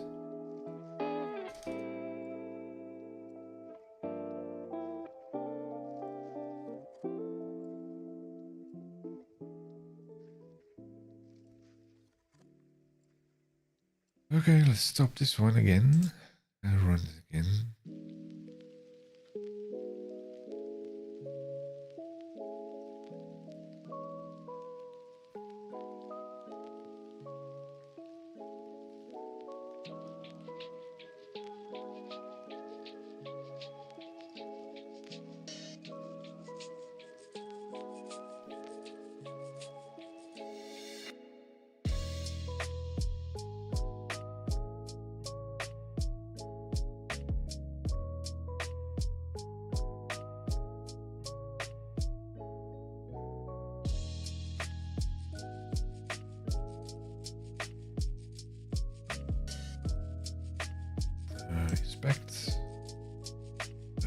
sources. If I look at this one,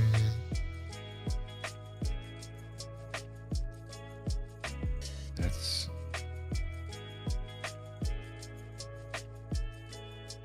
should be the same caps, I think. Local function there.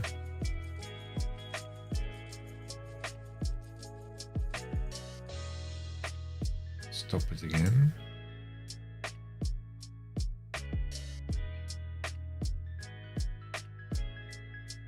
Because the casing is not right. Copy.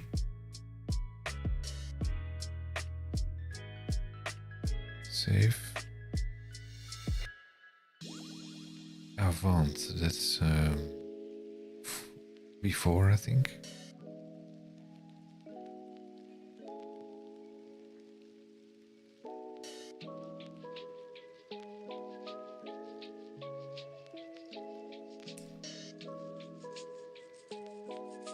No. Avant.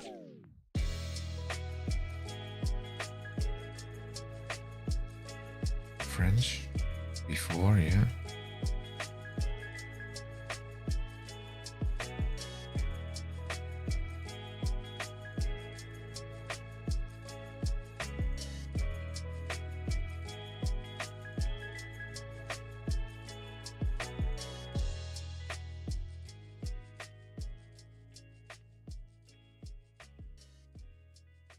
Spear.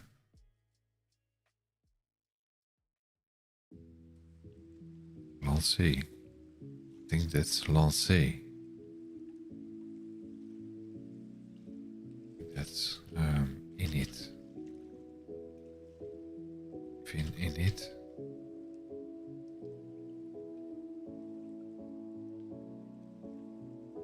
Finish.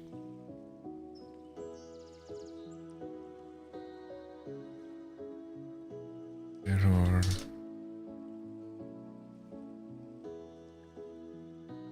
After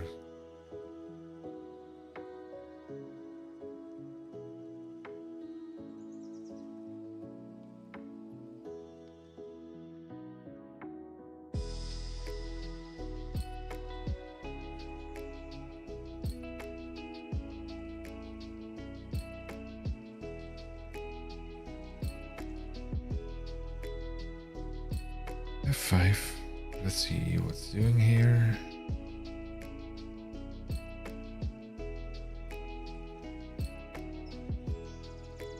Sources.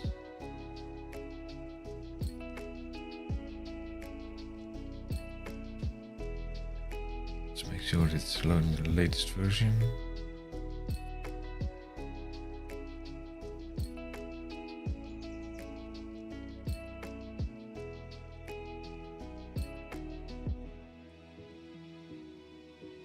Reset. Let's go to local static init. F11.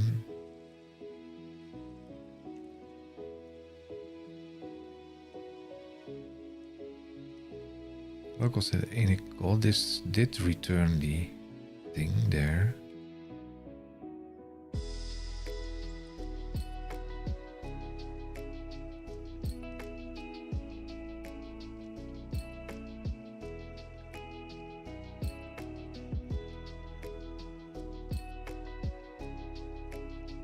There's an error in the script here.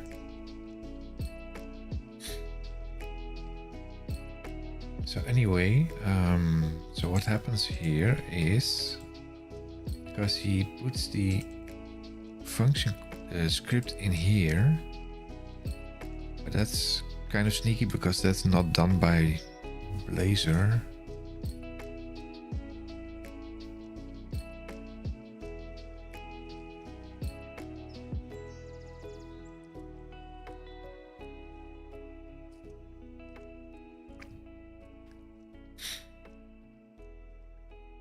So the same thing like this is done after WebAssembly.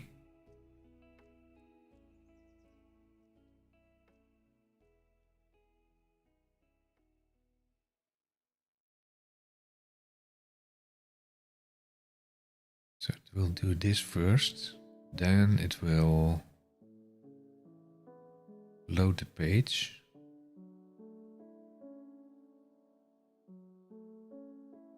And when you hit the button, it will still load the yeah, what's this? What's selected in here? Close all.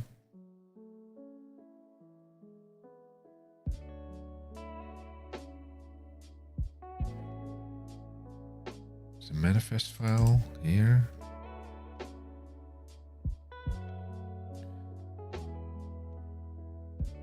So the function thing,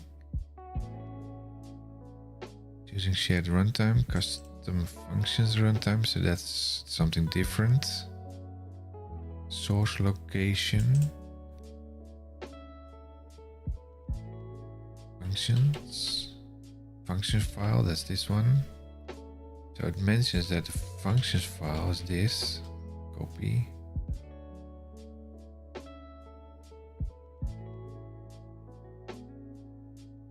Source location, this is the task pane.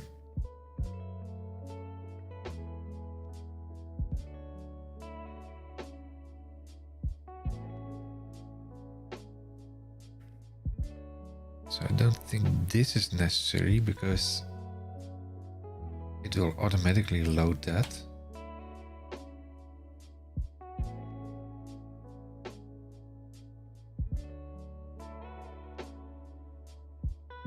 Because that will be done by this, by the router.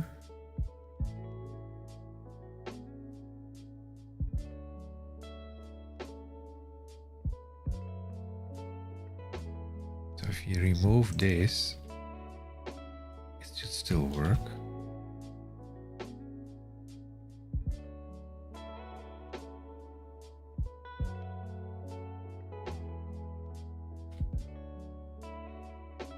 That's a shared runtime.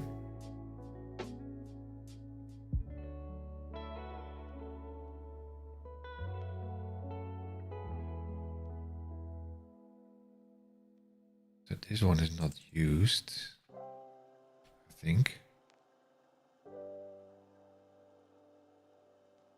Yeah.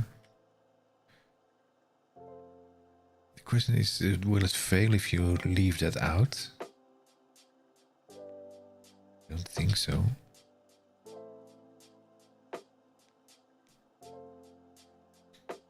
Let's clear caches again.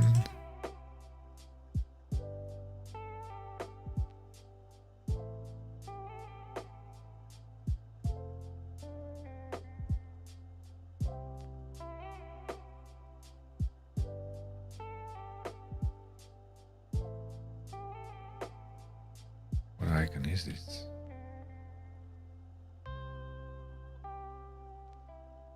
Copy.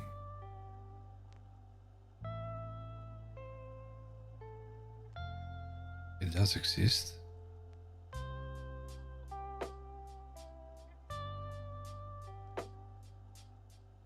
Close this. Don't save.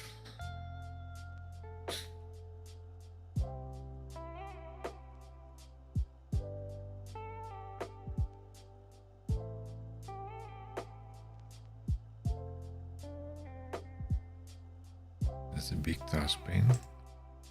Nice. Clear the cache.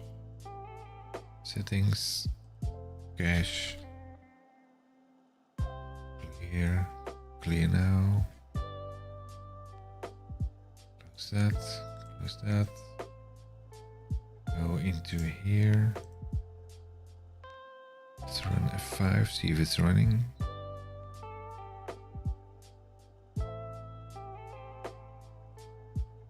It is loading. It's also loading it properly now.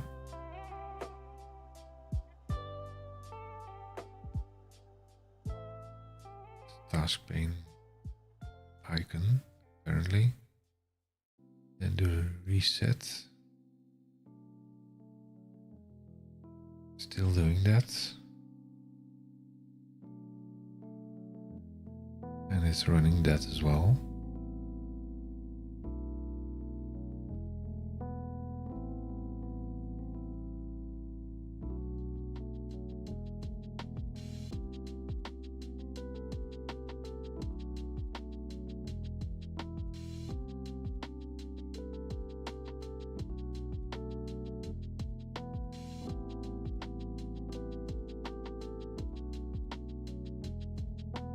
Apparently this is working if you do this like this.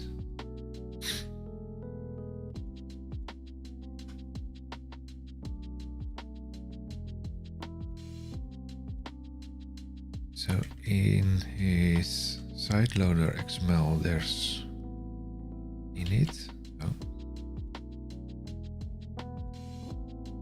Init. Or reset, yeah, reset. That function is called reset.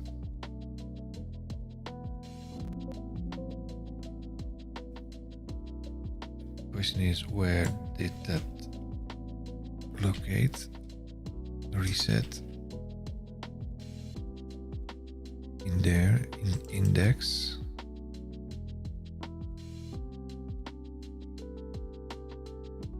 Yeah, so this is now exposed.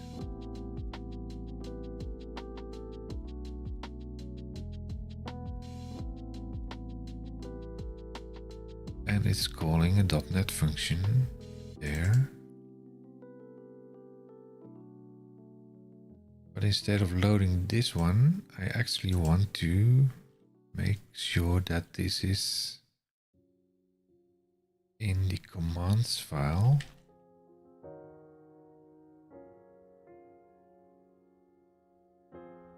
So if we go back to mine, go to the XML site loader. There we say this shared runtime. Shared.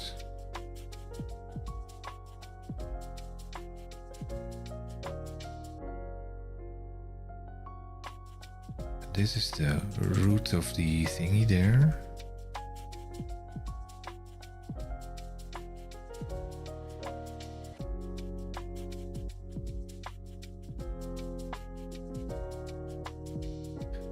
So what it's saying in here is that it's side loading this one,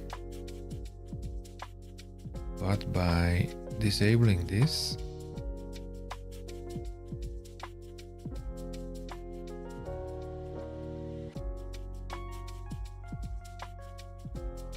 we use this as the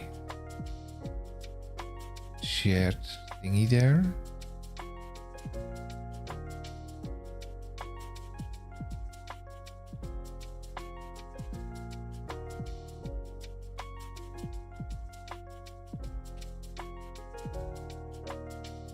Functions.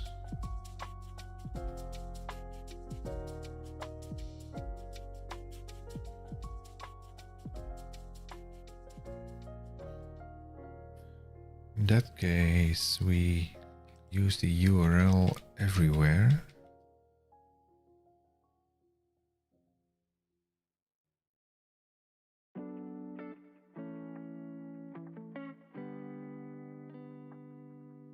Let's make that shared.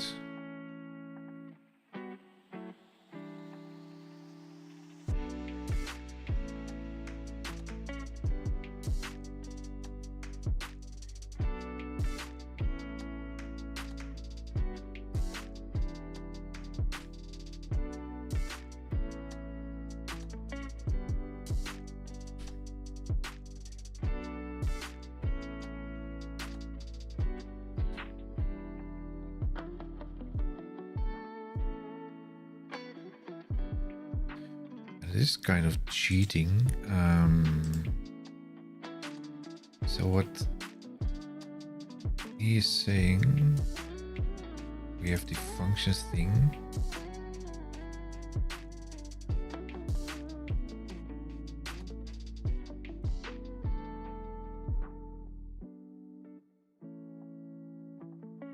Yeah, but he's doing something like this.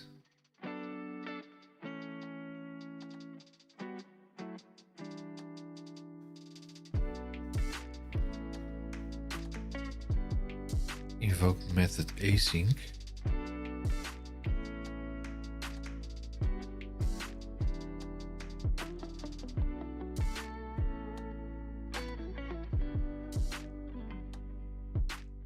probably can do that only if the right task pane has been loaded.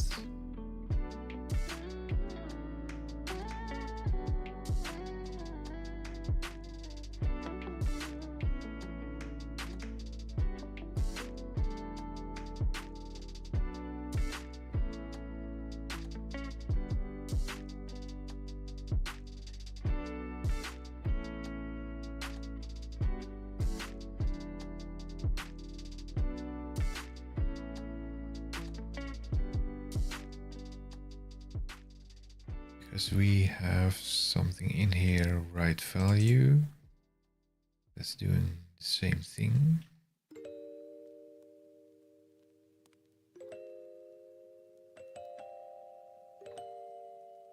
Highlight selection. This is disabling this one.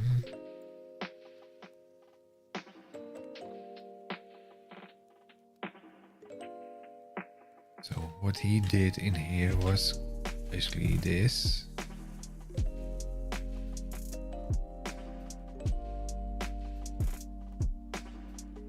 Adding the script.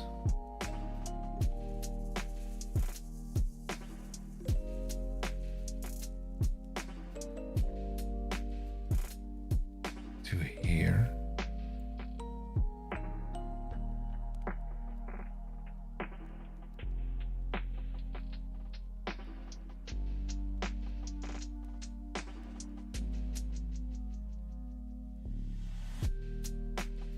Commands.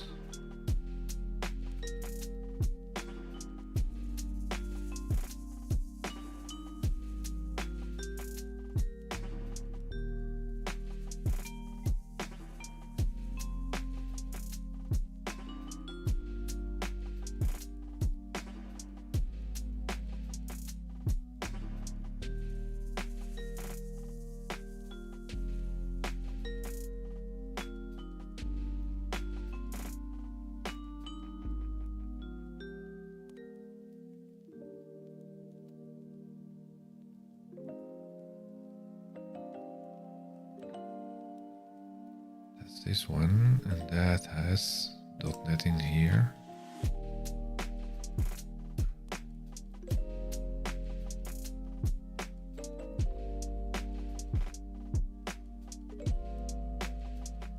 Blazor adding say hello. Say hello is in this case on the shared runtime here. Hello button. Say hello.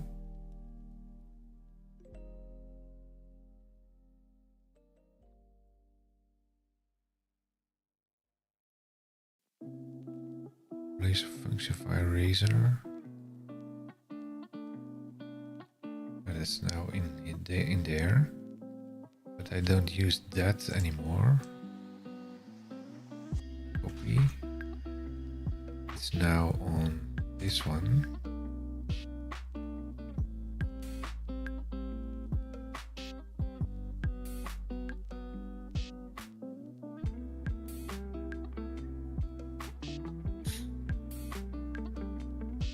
This is probably not visible if you load it.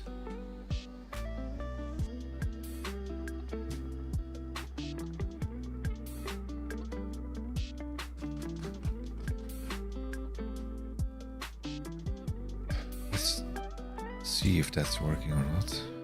5.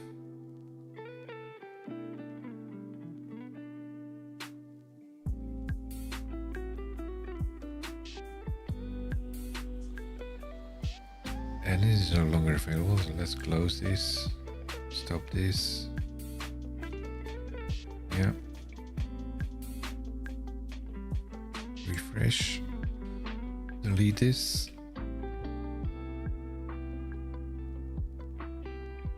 Refresh. Let's clear the cache here. Should create a script for this to do that cache.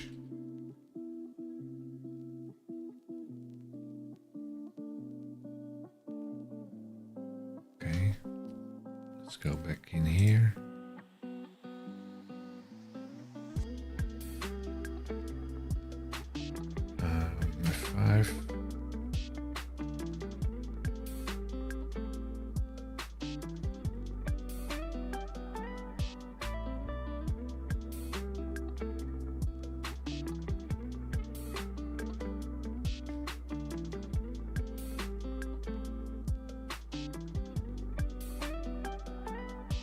Now this indicates that there is an issue in the manifest.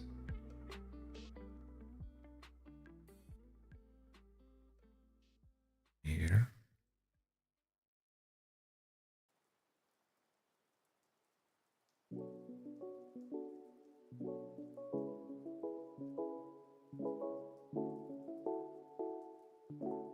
See, that one is still used.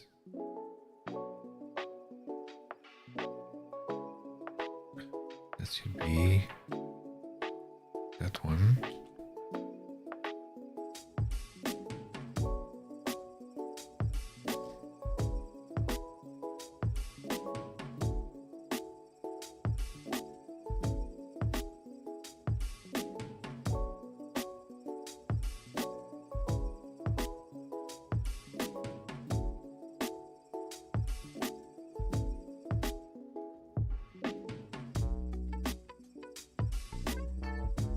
Stop this.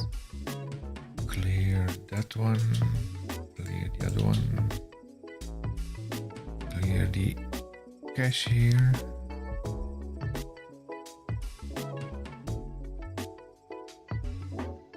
Refresh. Open the browser. Clear cache.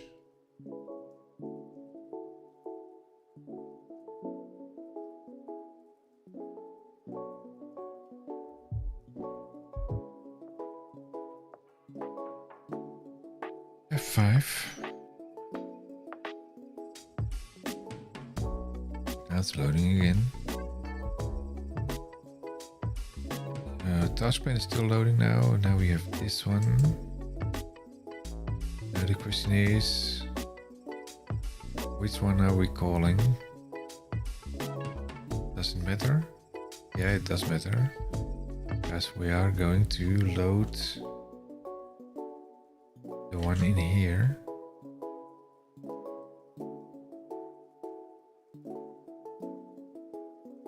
Highlight selection.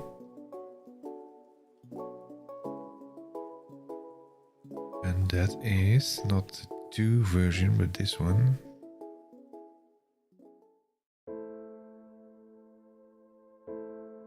That's interesting because this should say highlight selection 2.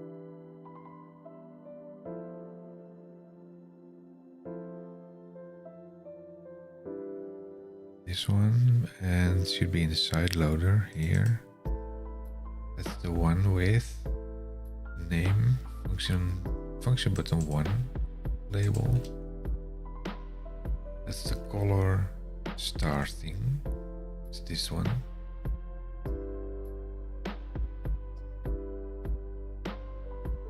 Does it do anything here?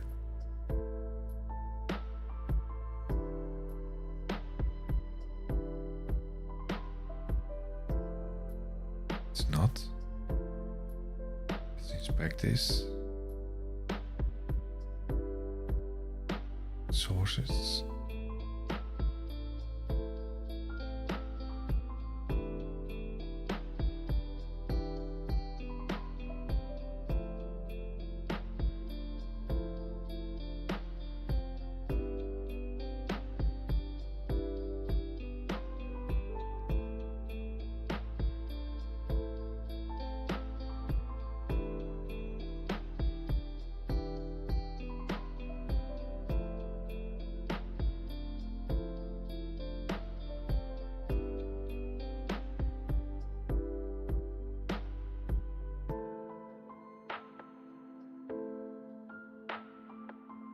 Where did it go?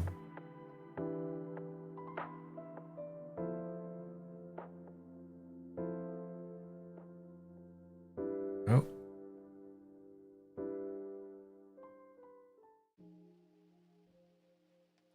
That's probably mentioning that there is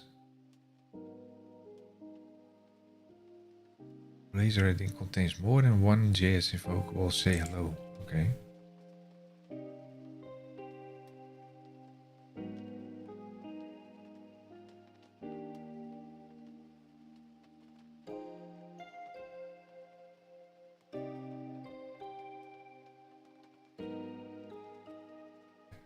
Say hello, copy.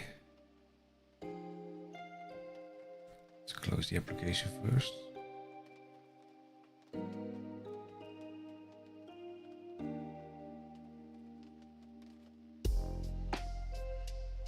Clear the cache again. The next run.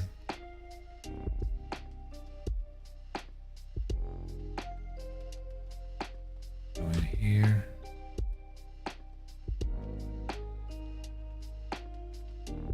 Say hello. That's the JS invocable.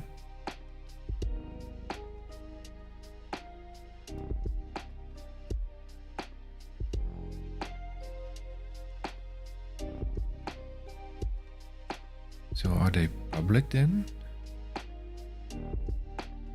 So this is say hello index.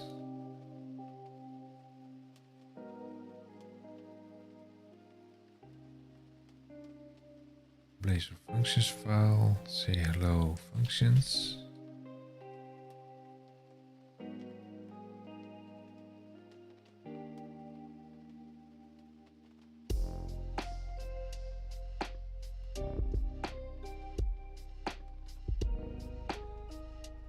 That is not used in this case, because this is a different function call. Let's highlight 2.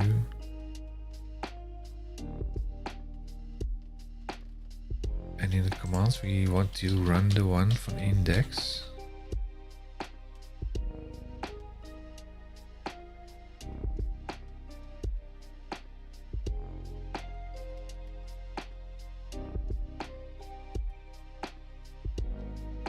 Functions, index.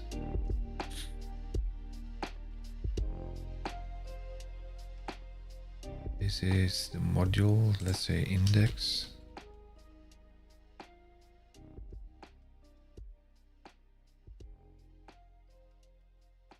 Okay, let's try this.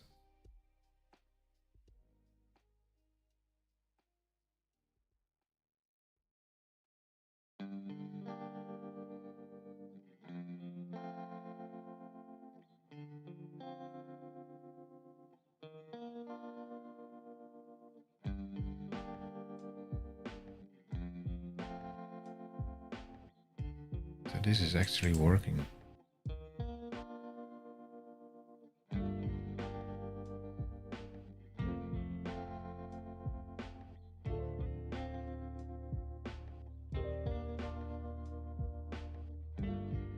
That's interesting because it looks like it's loading it independent from the other thing.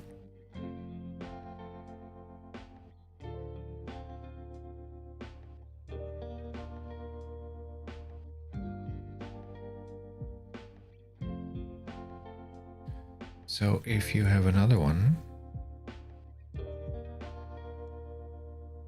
question is, if you don't have the index task pane on front, does it also... Let's see, because do I have multiple pages in here? Let's stop the application there.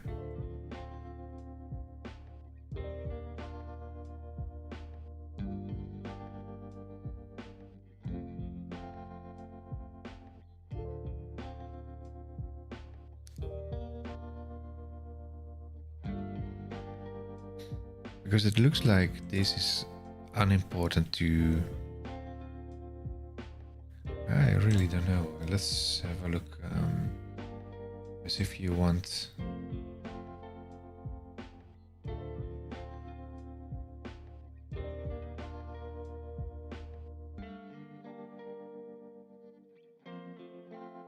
These are the functions again.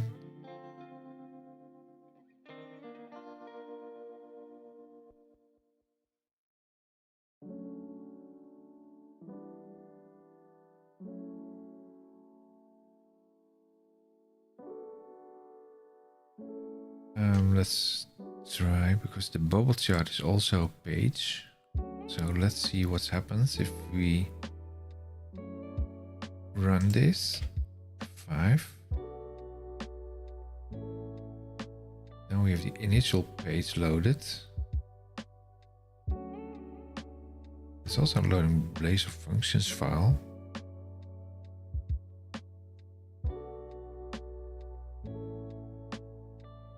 Why is it also a Blazor functions file?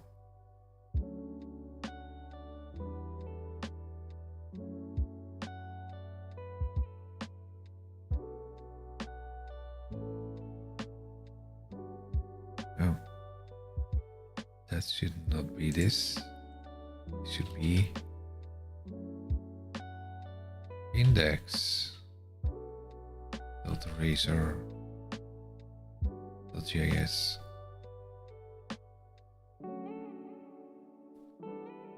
So let's stop that again. Keeps us busy.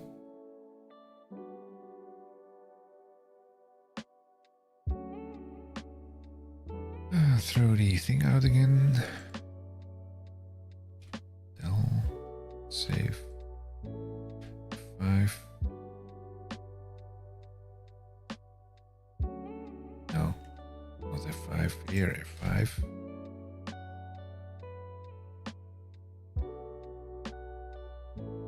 Got it. Now it's loading the index page output. Still saying that it's this one.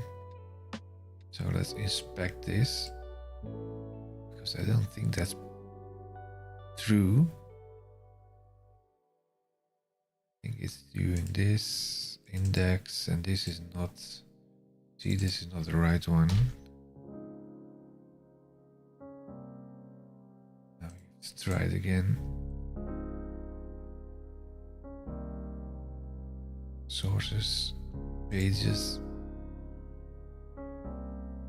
index. Still not the right one.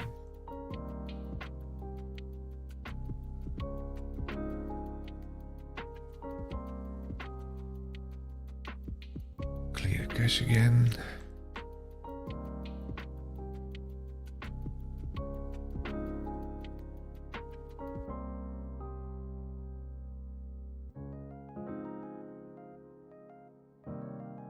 Cache.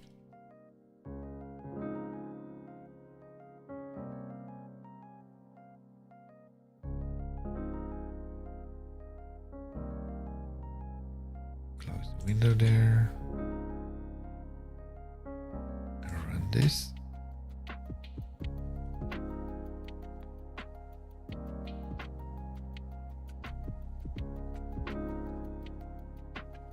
Let's quickly have a look here. Inspect sources, pages. Yeah, now it's index. That's done properly. And you can see that here as well. There's loading Blazor. Let's copy this. Copy. Going to here.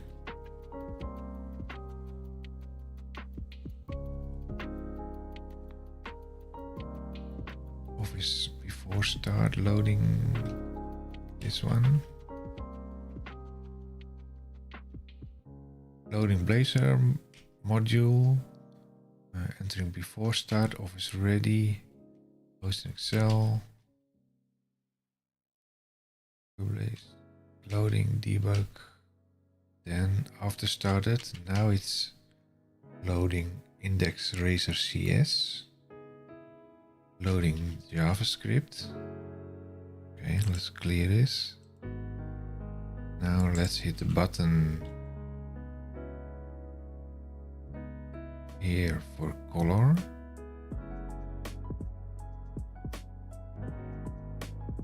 And that's actually triggering the say hello index file.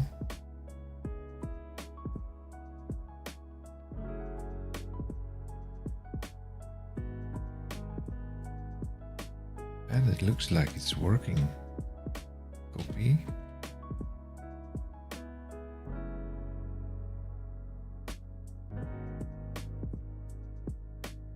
Run highlight selection. Also, what it did not do is reload the full Blazor environment. Running highlight selection, call local component. Yeah, and then this is all internal.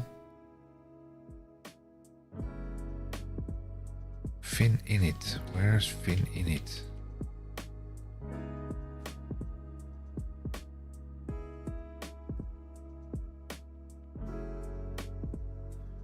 The Blazor functions file, but we no longer need that anymore.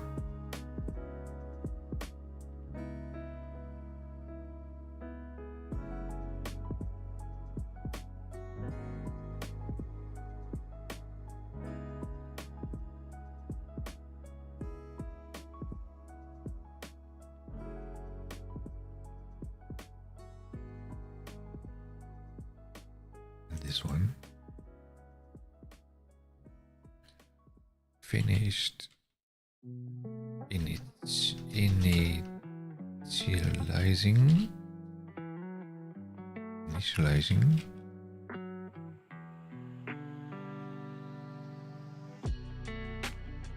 Copy. Now is not a name. Well, we can put it in there as well.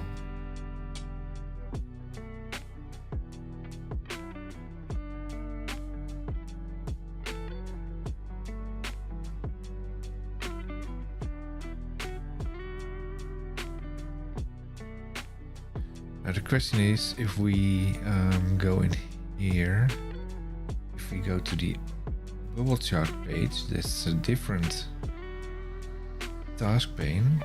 Will the color still work? It's still working.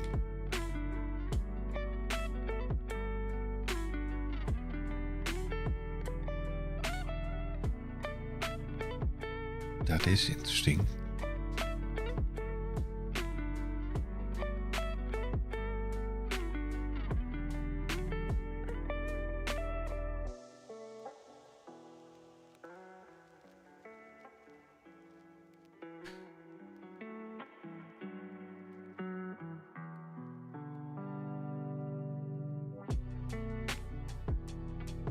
Also works.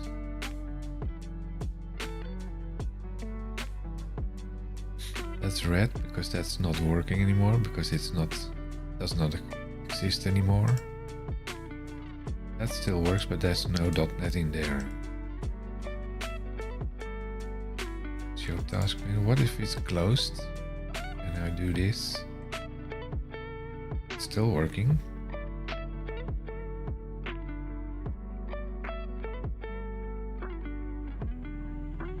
Now the next question is, we don't save. Now we remove the Blazor functions thing there.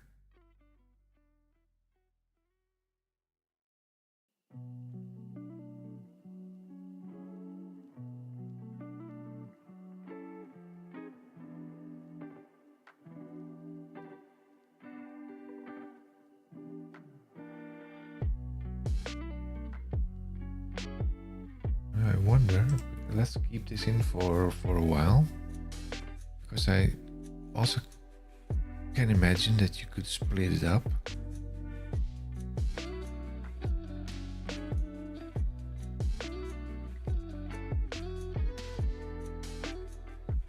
Because it's running this.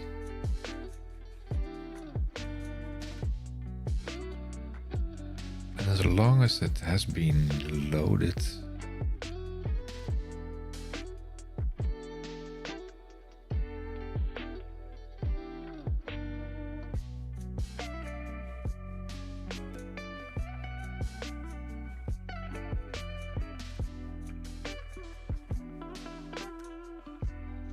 so let's find highlight selection.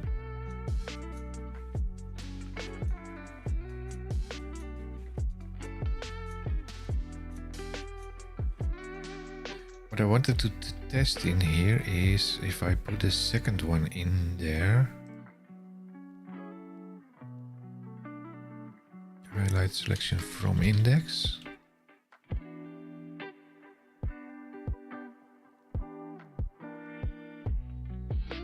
It's this one.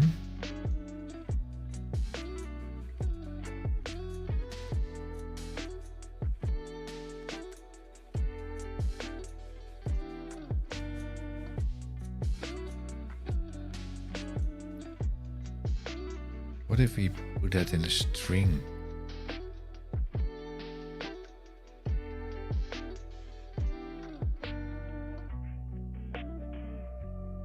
This is JavaScript.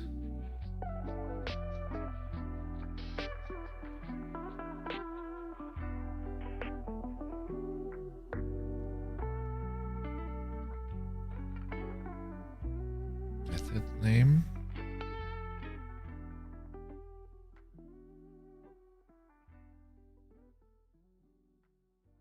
Highlight selection.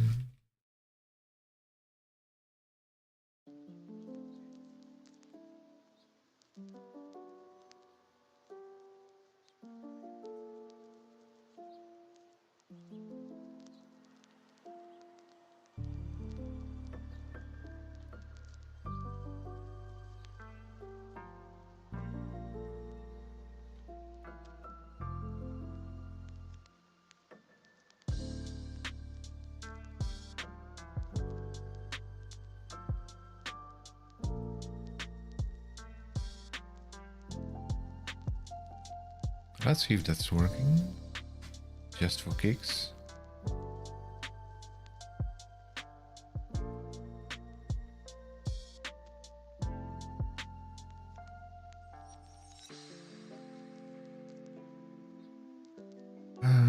Let's see. Cache. Browser.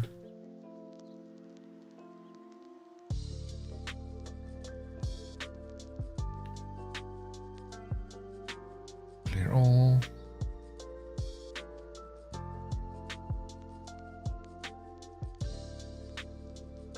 Close that again. Now we are running it like so. 5. We have to check if the file is properly loading. Inspect.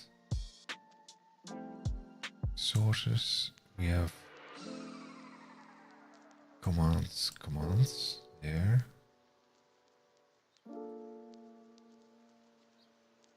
Say hello index, that's good. Let's see what happens.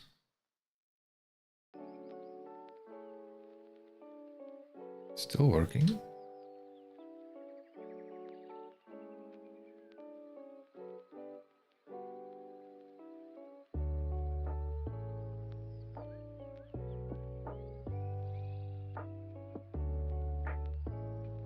Yeah, it's working. Now let's see if we can do another one from another task pane.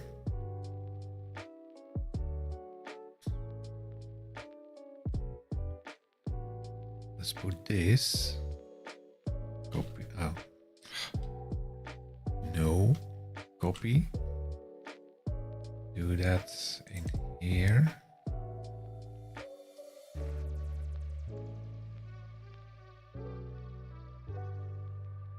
Say hello, bubble.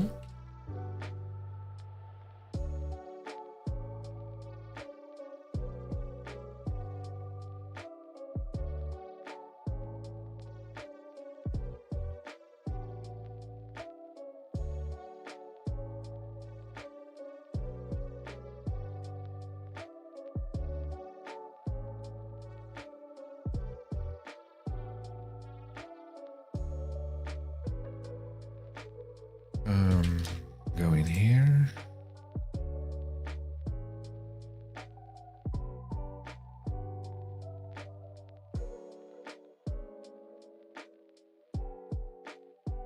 Now I want to go to the commands in here.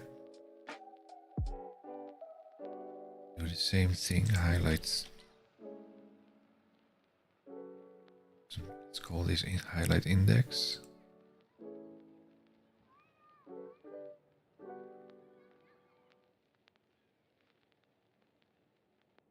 copy, make that, say hello.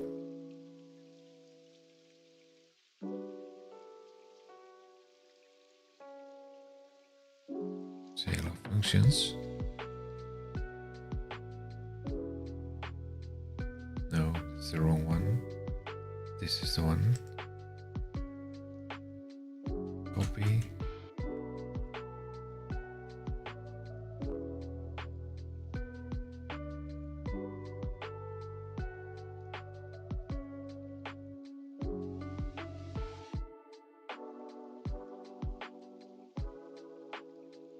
I think Scott is going to be famous if we keep this in. Refresh, delete cache there.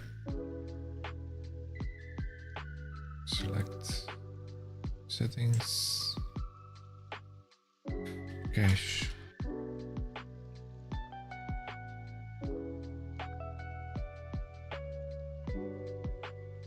Okay, go in here.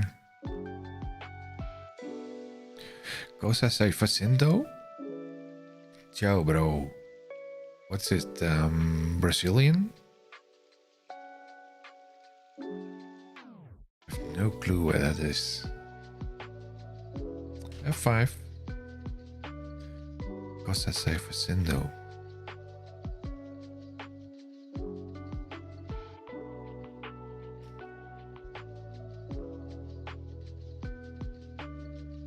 Is it respectable? Cosa sei facendo? What are you doing? Okay. And what language is it? Italian. I'll go to Italy next week. Visiting Rome, by the way. For a long weekend with my wife. Let's see. I haven't opened the bubble chart yet, so that's the question is that now loaded or not? Oh, and I don't call it even yet. So this one also doesn't work because I forgot to adjust the manifest file. Okay, back to the manifest file. There. And I'm looking for the function named copy. No, not pasted in. Darn it.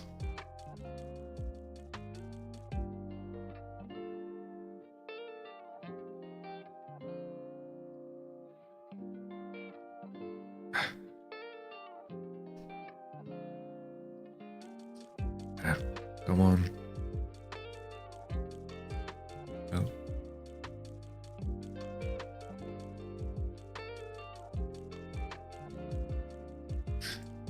Even that's not working. Okay, I'm looking for highlight selection. Highlight selection, there's the one.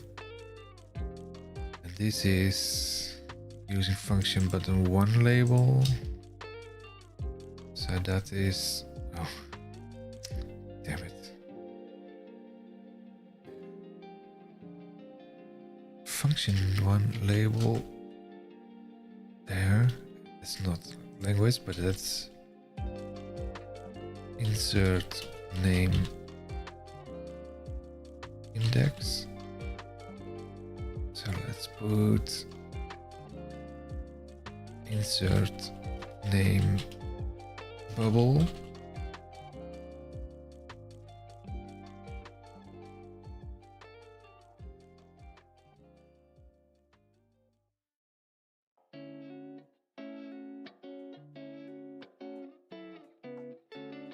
Let's check if that's spelled properly. I don't think it is.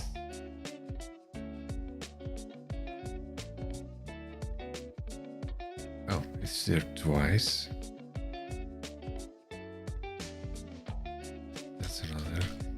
Error.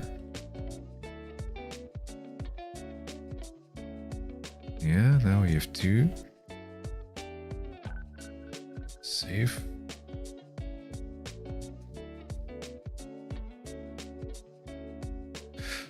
Now let's run this again. Let's see if that's working. Task pane is running. Let's inspect it quickly. Because we're looking for which file is this? Commands. This one. Highlight index, and there's a highlight bubble. This one is going to trigger bubble, the other one is trigger index. Good.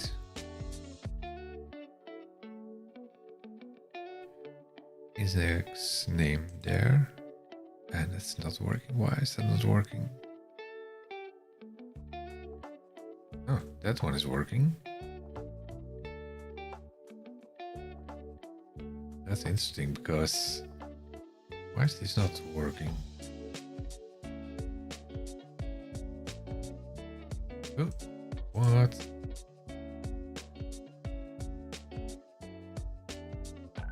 Oh, it's not working if you have 2. Okay, yeah. That's logic. But now let's check on the index. Why is the index not working? But what I find intriguing is that the JavaScript files apparently are all rendered and globally available.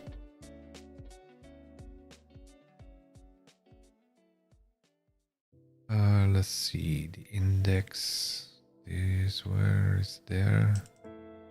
Let's see if we have 2 of those.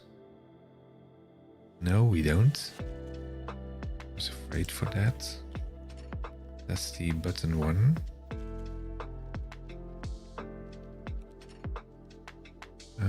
Site loader function button 1. That's this one. Save. Let's see where we have the highlight selection everywhere. Blazor function, but that's ignored. Then we have the second one, but that's not able to run the .NET thing.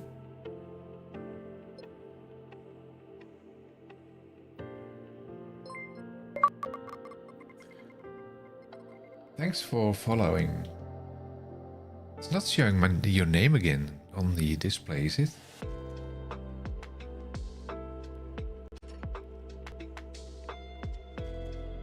Ignis. Cosa ne pensi di Colosseo? Something with the Colosseum, I think. I'm going to the Colosseum indeed. Translate. Cosa ne pensi di Colosseo? What do you think about the Colosseum? I think this is on the ancient building. Who built that? Is that like the Romans? Caesar? Maybe? I don't know. Google. Colosseum. History.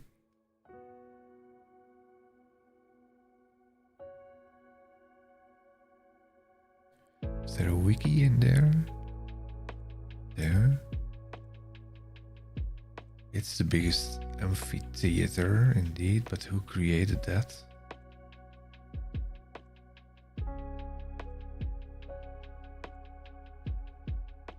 The Latin name was Amphitheatrum. The amphitheater.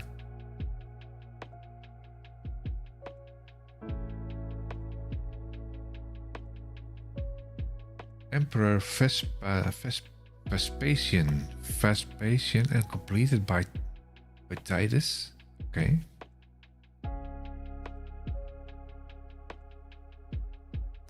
So when was Caesar around?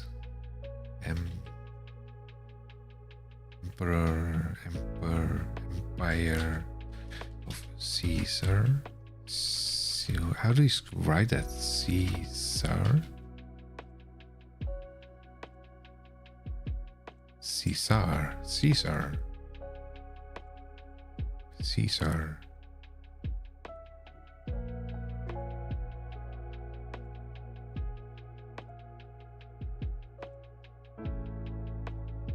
Caesar. That's what I wrote, wasn't I?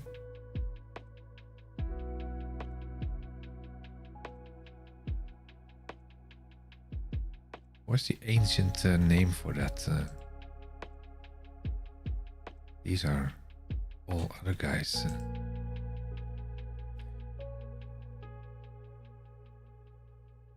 Julius Caesar. Oh, it's is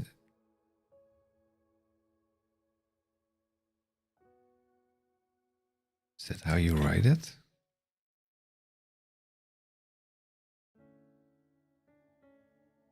I think so. That's 100 BC. That's before, so he was before that. So the Colosseum is built after Julius Caesar.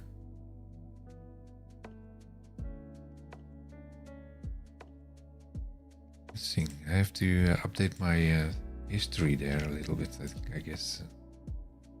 Now I completely forgot what I was doing here. F5 that.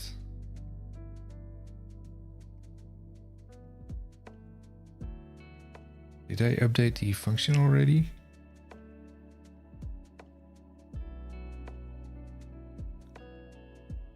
Index name bubble.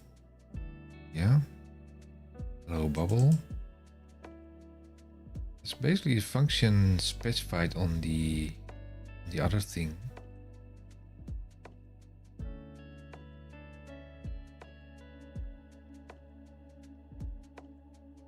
I have to check on the load time of that because I'm curious to see if it's sneaking in the load in the background. Because this one's name is insert. That's the different one coming from the other page. What time is this? I think it's the same time as in Italy. It's 11:21 in here. PM. I think we have the same time on our hands. World clock. World clock.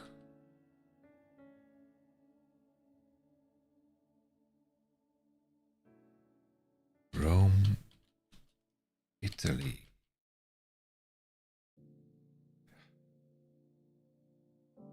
I want a clock. Come on. Time. World cities. Is there Rome in here? Is there alphabet? O, P, S. Why is there nothing from Italy? Europe? Wow. Rome. I don't want a flag, I want a time. Come on, guys.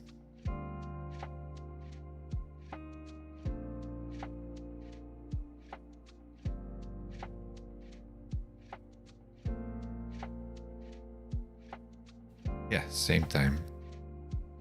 23, 22. It's 20, yeah, 23 at this time here. So this is interesting. So right is working as well, I think, yeah. And where did it came from? This right value. Right value. That's the second one. This is from the commands. And I did load the commands as well. Is it from index? Yes, in there.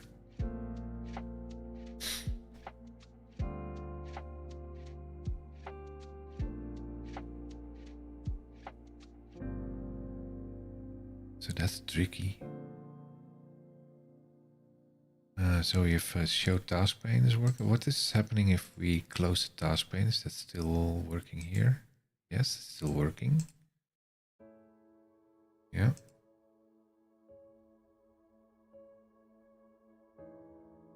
This one will fail. But it's also because there's no Blazor function in there. It's function button 4. Function button 4 for the XML file. There.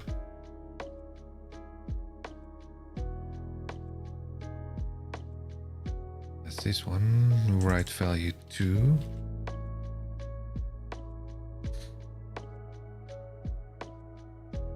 That's in the Blazor module.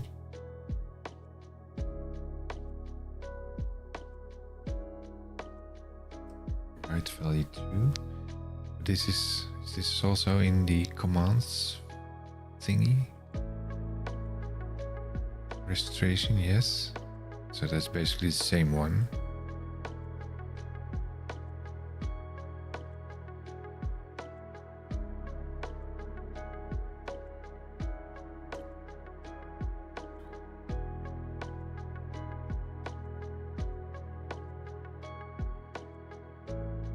Yeah, looks good.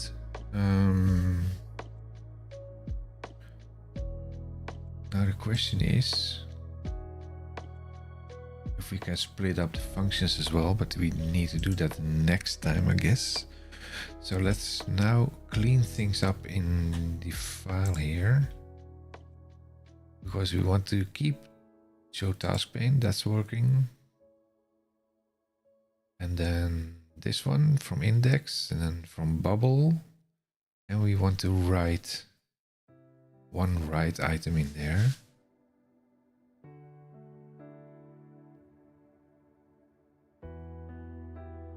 So the write Blazor can go.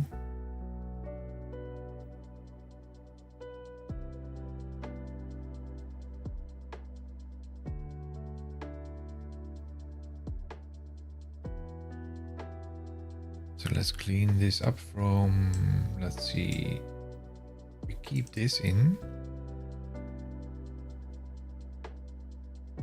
But the highlight selection is that's not in here anymore.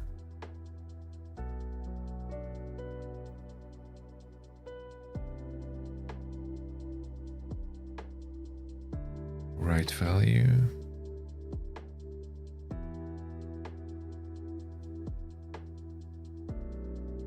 So let's keep 3 buttons in here at least.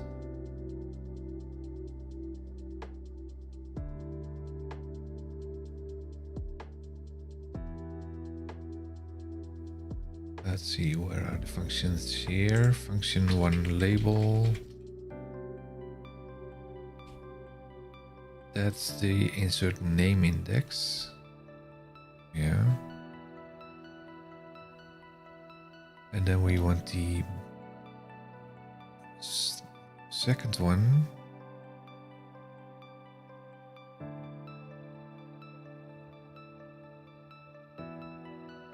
This should be the second one.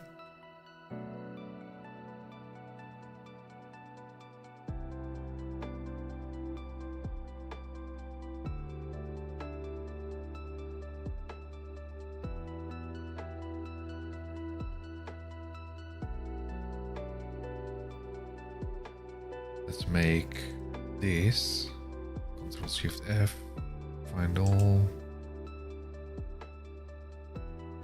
Let's make that 2A, 2A, no.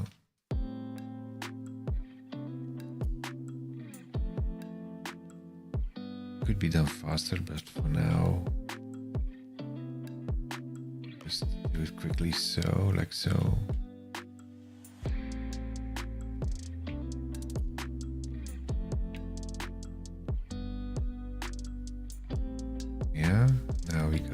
3.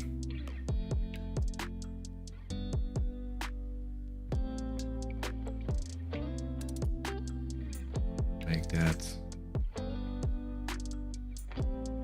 2. Place all.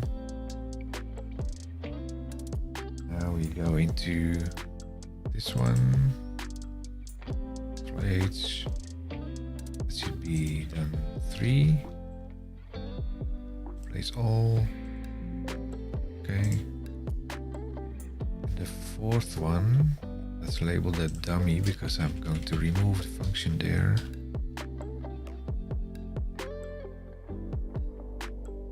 Dummy.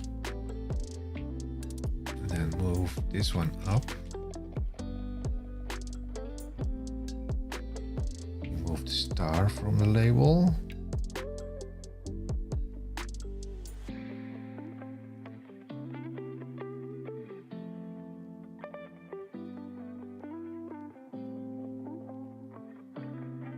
Like so.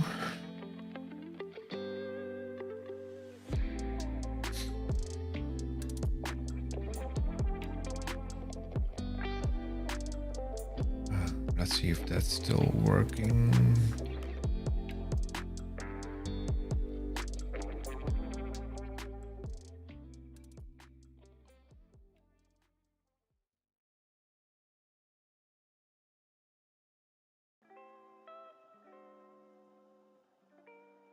So the name is enableable, write JavaScript. So we have here index. We have here bubble. Right, still working. And then we have dummy.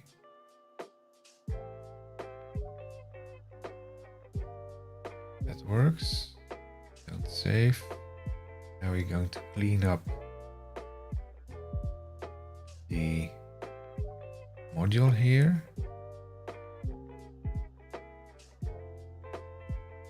Take everything out. That should not be in here. Highlight selection. What's this? Yeah, we don't need that anymore. Get global. Go away. And there's no need for that.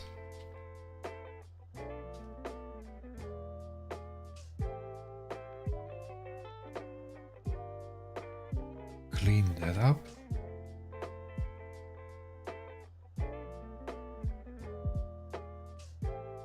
Let's see if it still works. 5.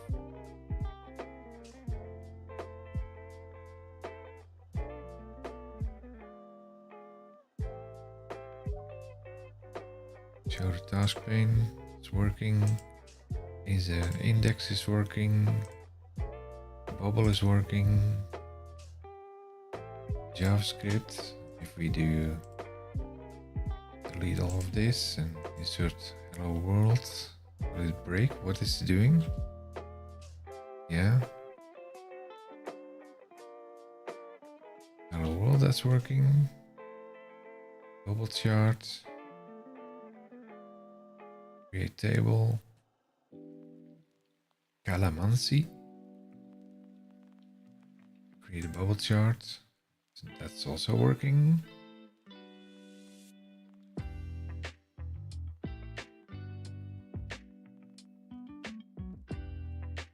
Yeah.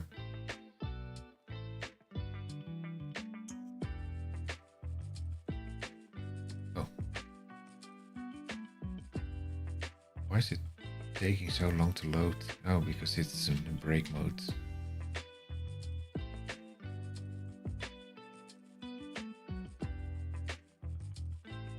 So interesting, if we are on sheet 2 and we press the hello world thingy there, it's not putting it anywhere. Where does it not show that? That a bug?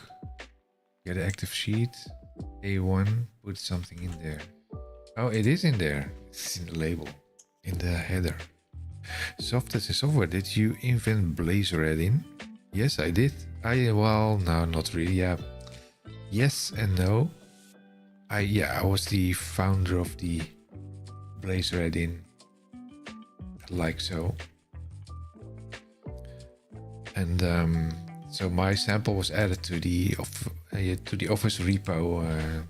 Do I have it open? GitHub.com.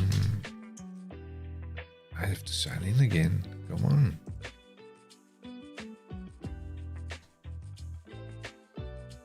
Copy.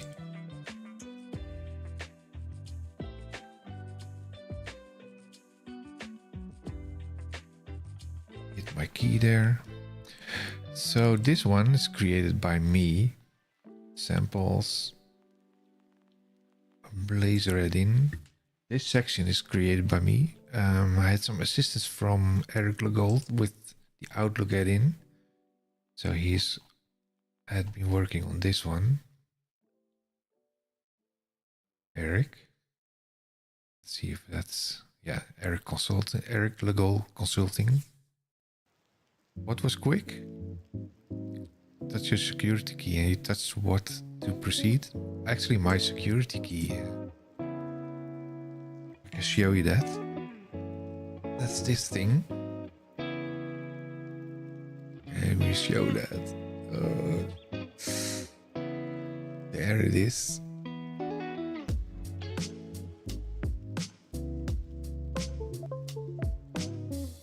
That's basically my multi-factor thing that I use as a passkey.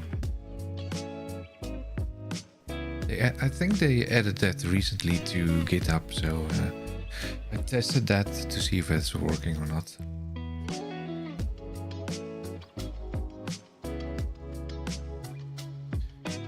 Yeah, so I created these. Yeah, there is a little thingy on top, like a copper area. You have to touch that with your finger. It's not a fingerprint thing.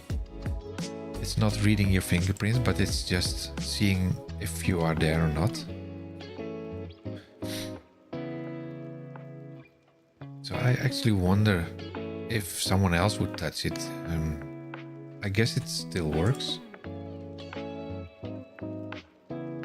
Yeah. Seems good, yeah. This also seems good because it looks like it's working.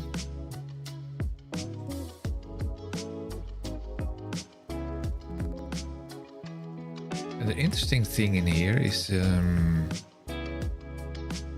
that it actually is reading, basically invoking a function on the bubble chart JavaScript thing. That's a local thing. And also one on the index page, even if bubble chart has not loaded yet. Kind of tricky. I did not expect that, but yeah, if it's working. Also, the commands are not really needed anymore. So let's search for that. Commands.html. Yeah, that's no longer needed.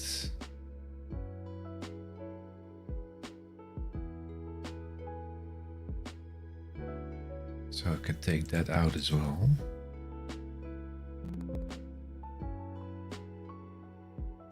Let's quickly check if it's still working.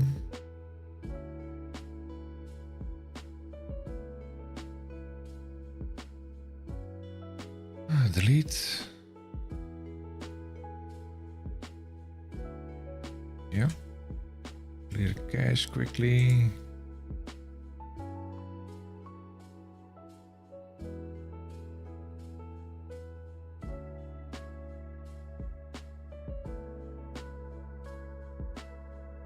F5. See if it's still working.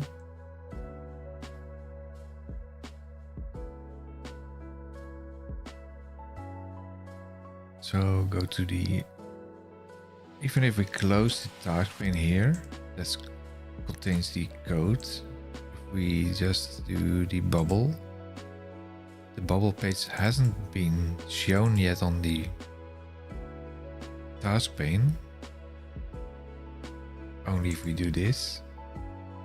And it's interesting because this does take some time to load. Apparently it's JavaScript's loaded side by side.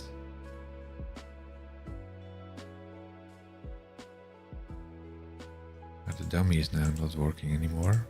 But that's expected. That's why we call it a dummy.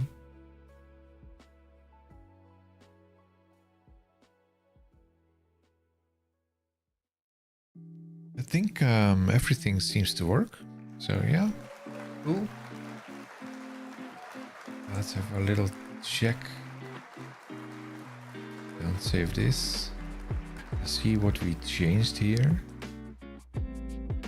Clap, clap, clap. Yeah, the claps.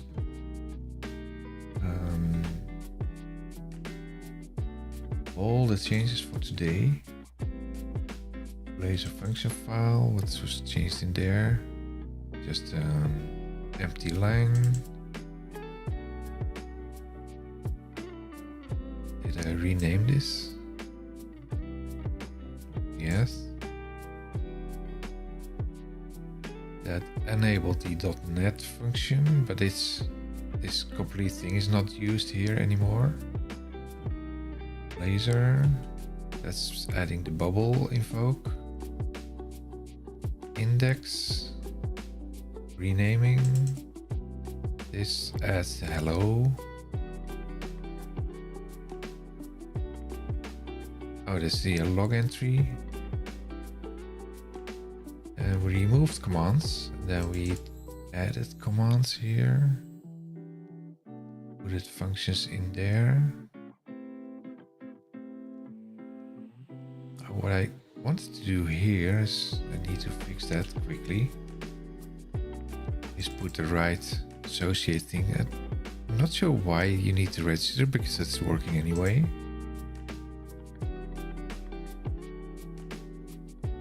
And then console item, some logging.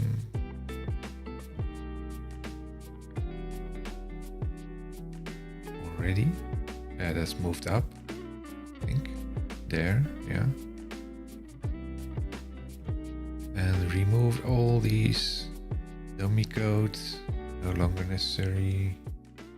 Index, we added the commands, JavaScript to load that. And the side loader, we created as a shared URL now. So it only loads once. And some renaming. Okay, looks good. Now let's quickly fix the one thing. Close all. I said close all. And then which one do we need to fix? Which one was it? Commands. Yeah, that's the one. Let's go to the Solution Explorer here, to commands. And now we are going to duplicate this one. And then we are adding the right name. Is that true, by the way?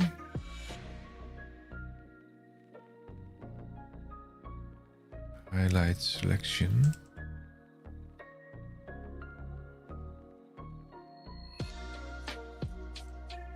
Bubble.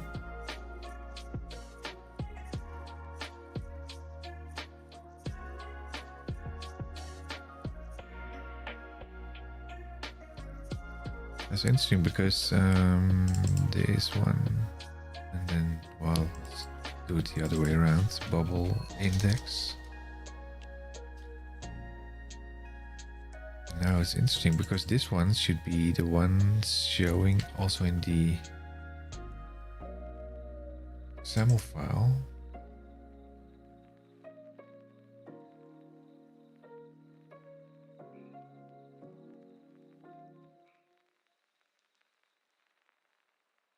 Make sure that's the same. Maybe it's working because the name, the caps was exactly the same. and it resolved anyway. Like so. Save. One final check. Clear the cache again.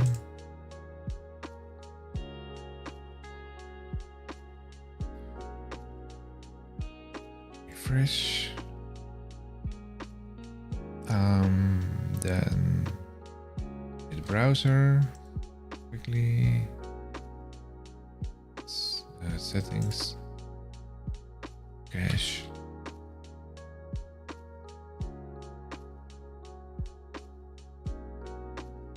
Got to clear everything.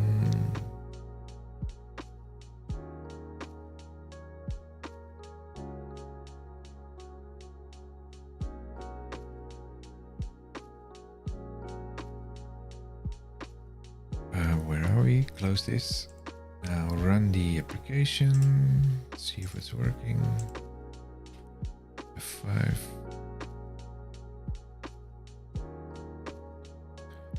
What I also quickly wanted to see is in here, output.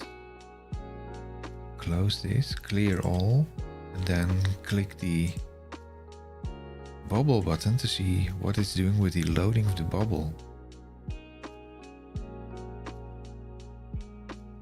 Almost nothing, so it already has been loaded in here. Highlight selection. Running highlight selection. Why is it still mentioning that?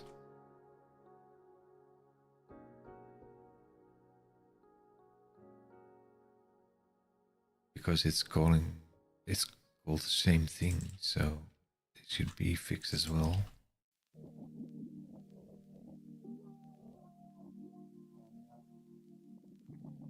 Save. The output. Let's clear it again. Clear all.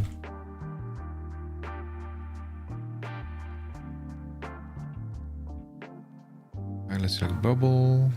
Init. Wanneer gebruik je touchpad sensor? GitHub inloggen. Microsoft Windows. You mean the touchpad sensor on the dongle, on the little USB thing?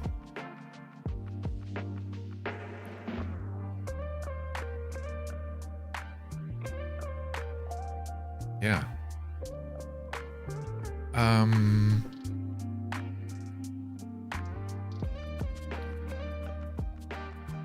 It's not that expensive.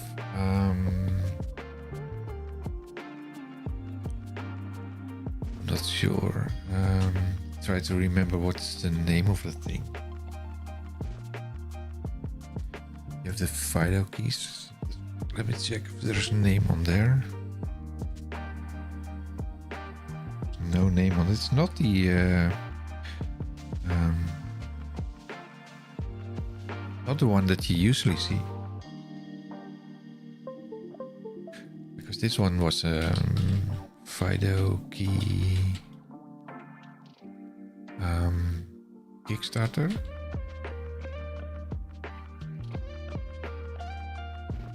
Solo key. It was a solo key. I did just join this one. There you can see these items. This one is closed, is it? Get solo.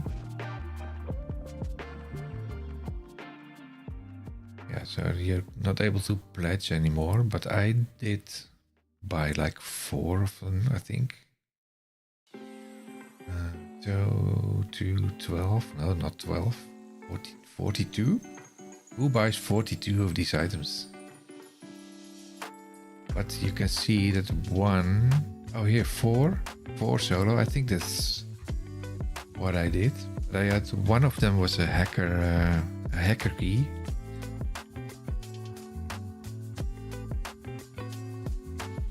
Is that 2 solo tap? Blah blah blah. But this like this was 54.4. Yeah, but what? Actually, I think like $14 for one. But I think retail, they are now in retail maybe, solo key. Yeah, you need, well, actually the advice is to get two, to put one in your vault in case you lose one, and if that's the one you have attached to everyone that's sensitive, then and you lose that one, then you have no access at all if you have no backup option. Solo key retail.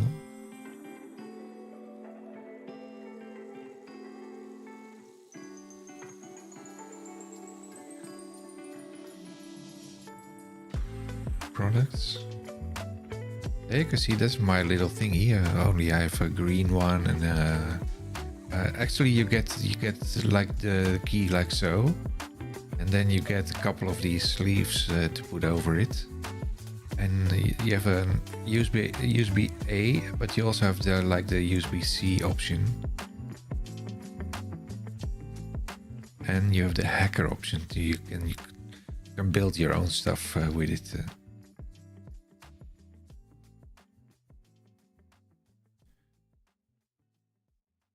I just found it interesting to just try it out, and it was on Kickstarter for a low price, so I thought, well, why not? And yeah, I have a couple of things. I use it for my Google account, for like my YouTube account, instead of so that can't be hacked. For my GitHub account, I think I put it also on my my Office Microsoft 365 accounts. Not every application or website is accepting it, but they're because it's somewhat similar to the passkeys, the software ones that you can also create on your devices. You can also store that like put the key in place. Yeah, it's usually the big companies are into that.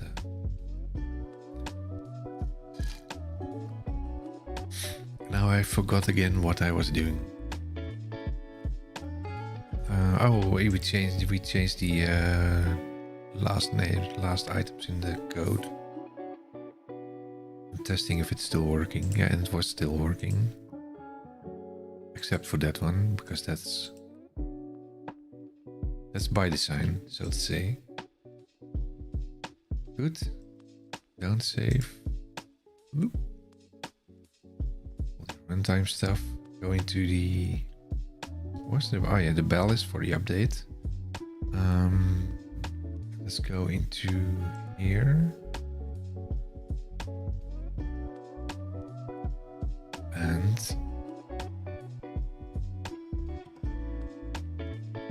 put in got the ribbon.net Blazor Interop to work from the ribbon to access methods specified. Well, basically to run C# methods in the OfficeJS ribbon context.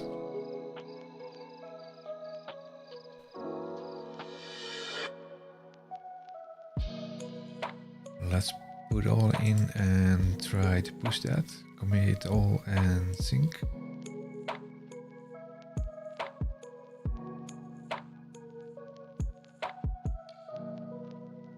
Now let's go to GitHub. GitHub.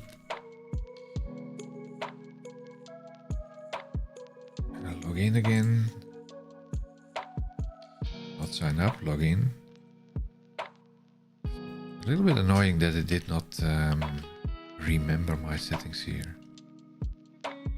And it's still... the odd thing here is also that I also need to put my password in here. I think it should also be possible to just use the key. Let's touch it again. Let's have a look at this one. Adding commands, recent push 55 seconds ago. Compare and pull requests. Oh, wait, I'm not going to do this to...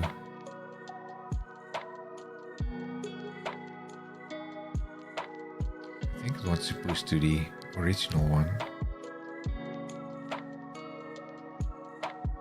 What I want to do is take this one.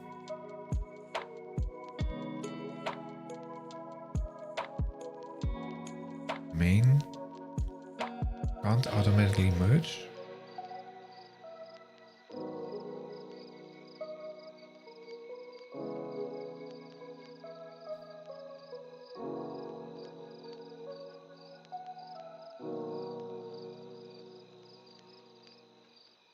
No. This is confusing.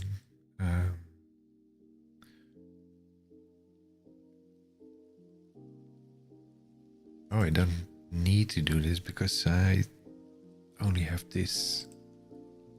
I don't need to merge it in yet because it's already in here. Let's go to my branch. Back here.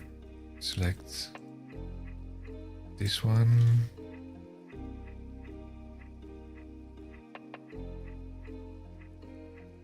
And I need to sync this one with the main branch.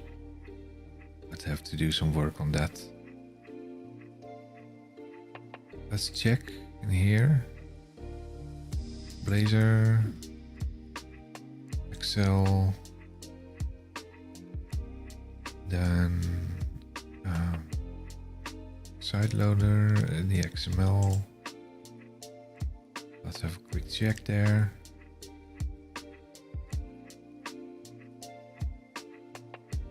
Yeah, there it is. Show task pane, show index, show bubble. What I can do here quickly is go back to here and code. Copy that. Go in here. Regular test, cd test. GitHub repo, GitHub clone.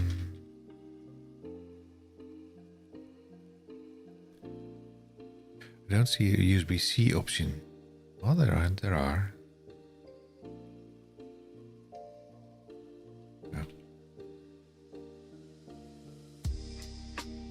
What? Git.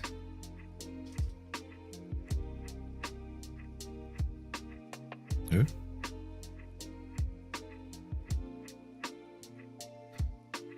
Let's see. GitHub.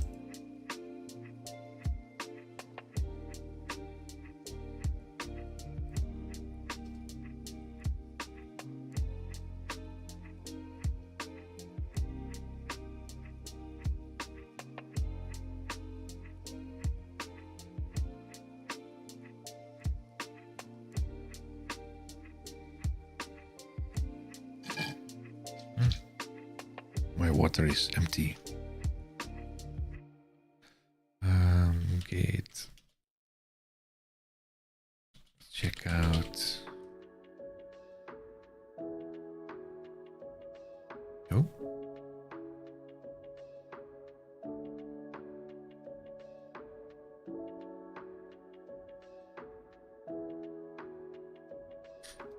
Git branch. Oh. What? Oh, yeah. CD. CD. Oh, I always fall for this one. Git checkout. These commands. Yeah. Here, cd samples, cd Blazor or something, cd Excel,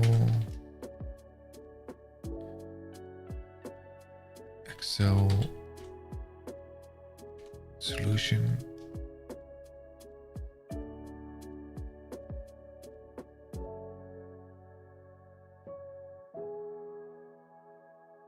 It's a complete new instance.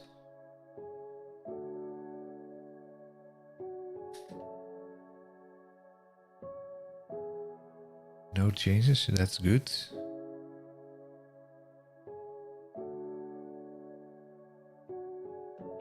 Let's run this. 5. See if it's running out of the box.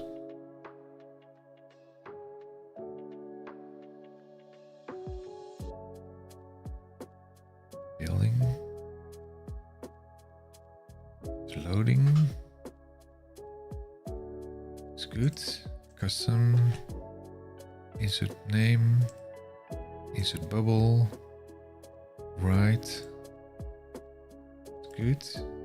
Show task panes working. Yeah, it's all working. And the functions. Hello world on the first cell. Go to the bubble chart. Create table. And the bubble chart. It's all working.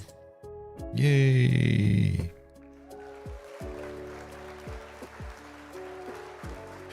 I think it's all magic.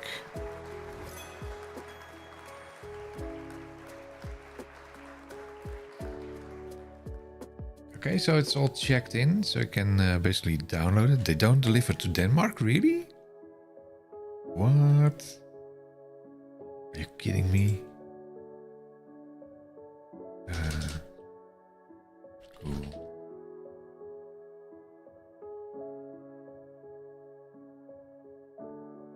What's the name again? I forgot the name again. Ido key. A solo key. Yeah, solo key. Keys.com. So where are they? What's they're originating from?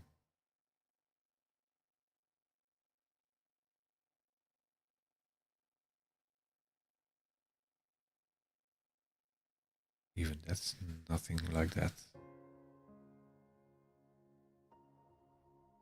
You can log in even. There's a card.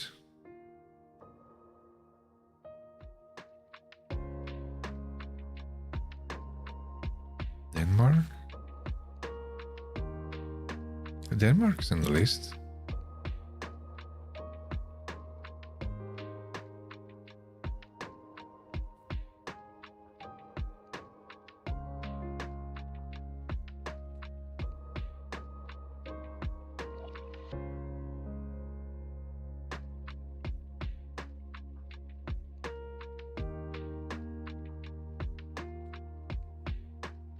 Sold.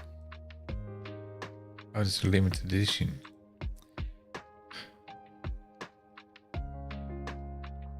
That's a card. Is that one?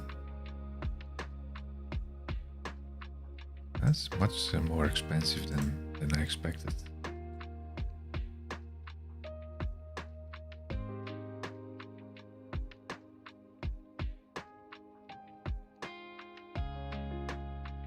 Address, city.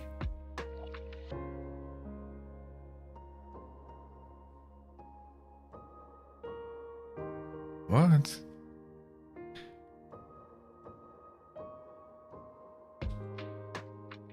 That's stupid. Everything is on there except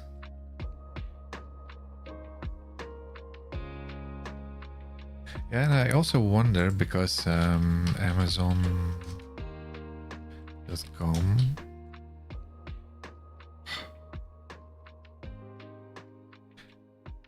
Yeah,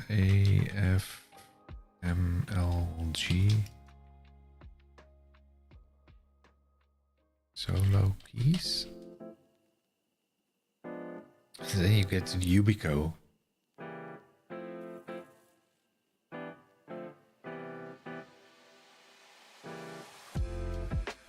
Is your stream lagging? Oh, I have a reload error as well. Maybe it's the it's still working. Maybe it's the shift through 12 o'clock, 12 p.m. What is it, 12 p.m. just now? Like 4 minutes ago.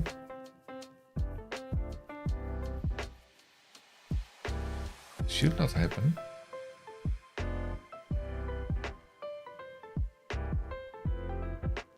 Let's have a look at the in here.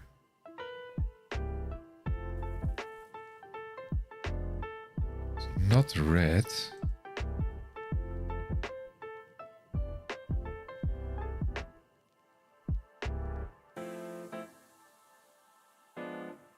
It's like 6 gigs. It's set out of the recommended Twitch for. Should set it to less than 5,000. Oh, really?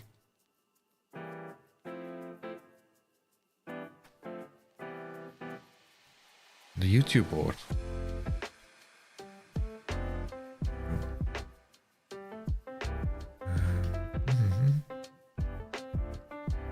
Where's the health thing here? It says excellent. Yeah. That must be your phone connection, maybe then.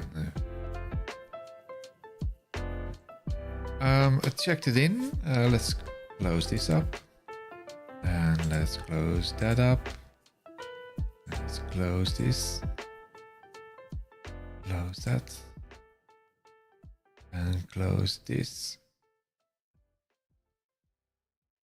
Then close this. Now we have a nice background. You don't use fiber. Thousand. Yeah, but you have snow coming up. I think it's in the cloud. No one knows what's in the cloud. Oops. Let's go to the main thingy there. So I think we actually had some good results today. Because I have too much for Twitch.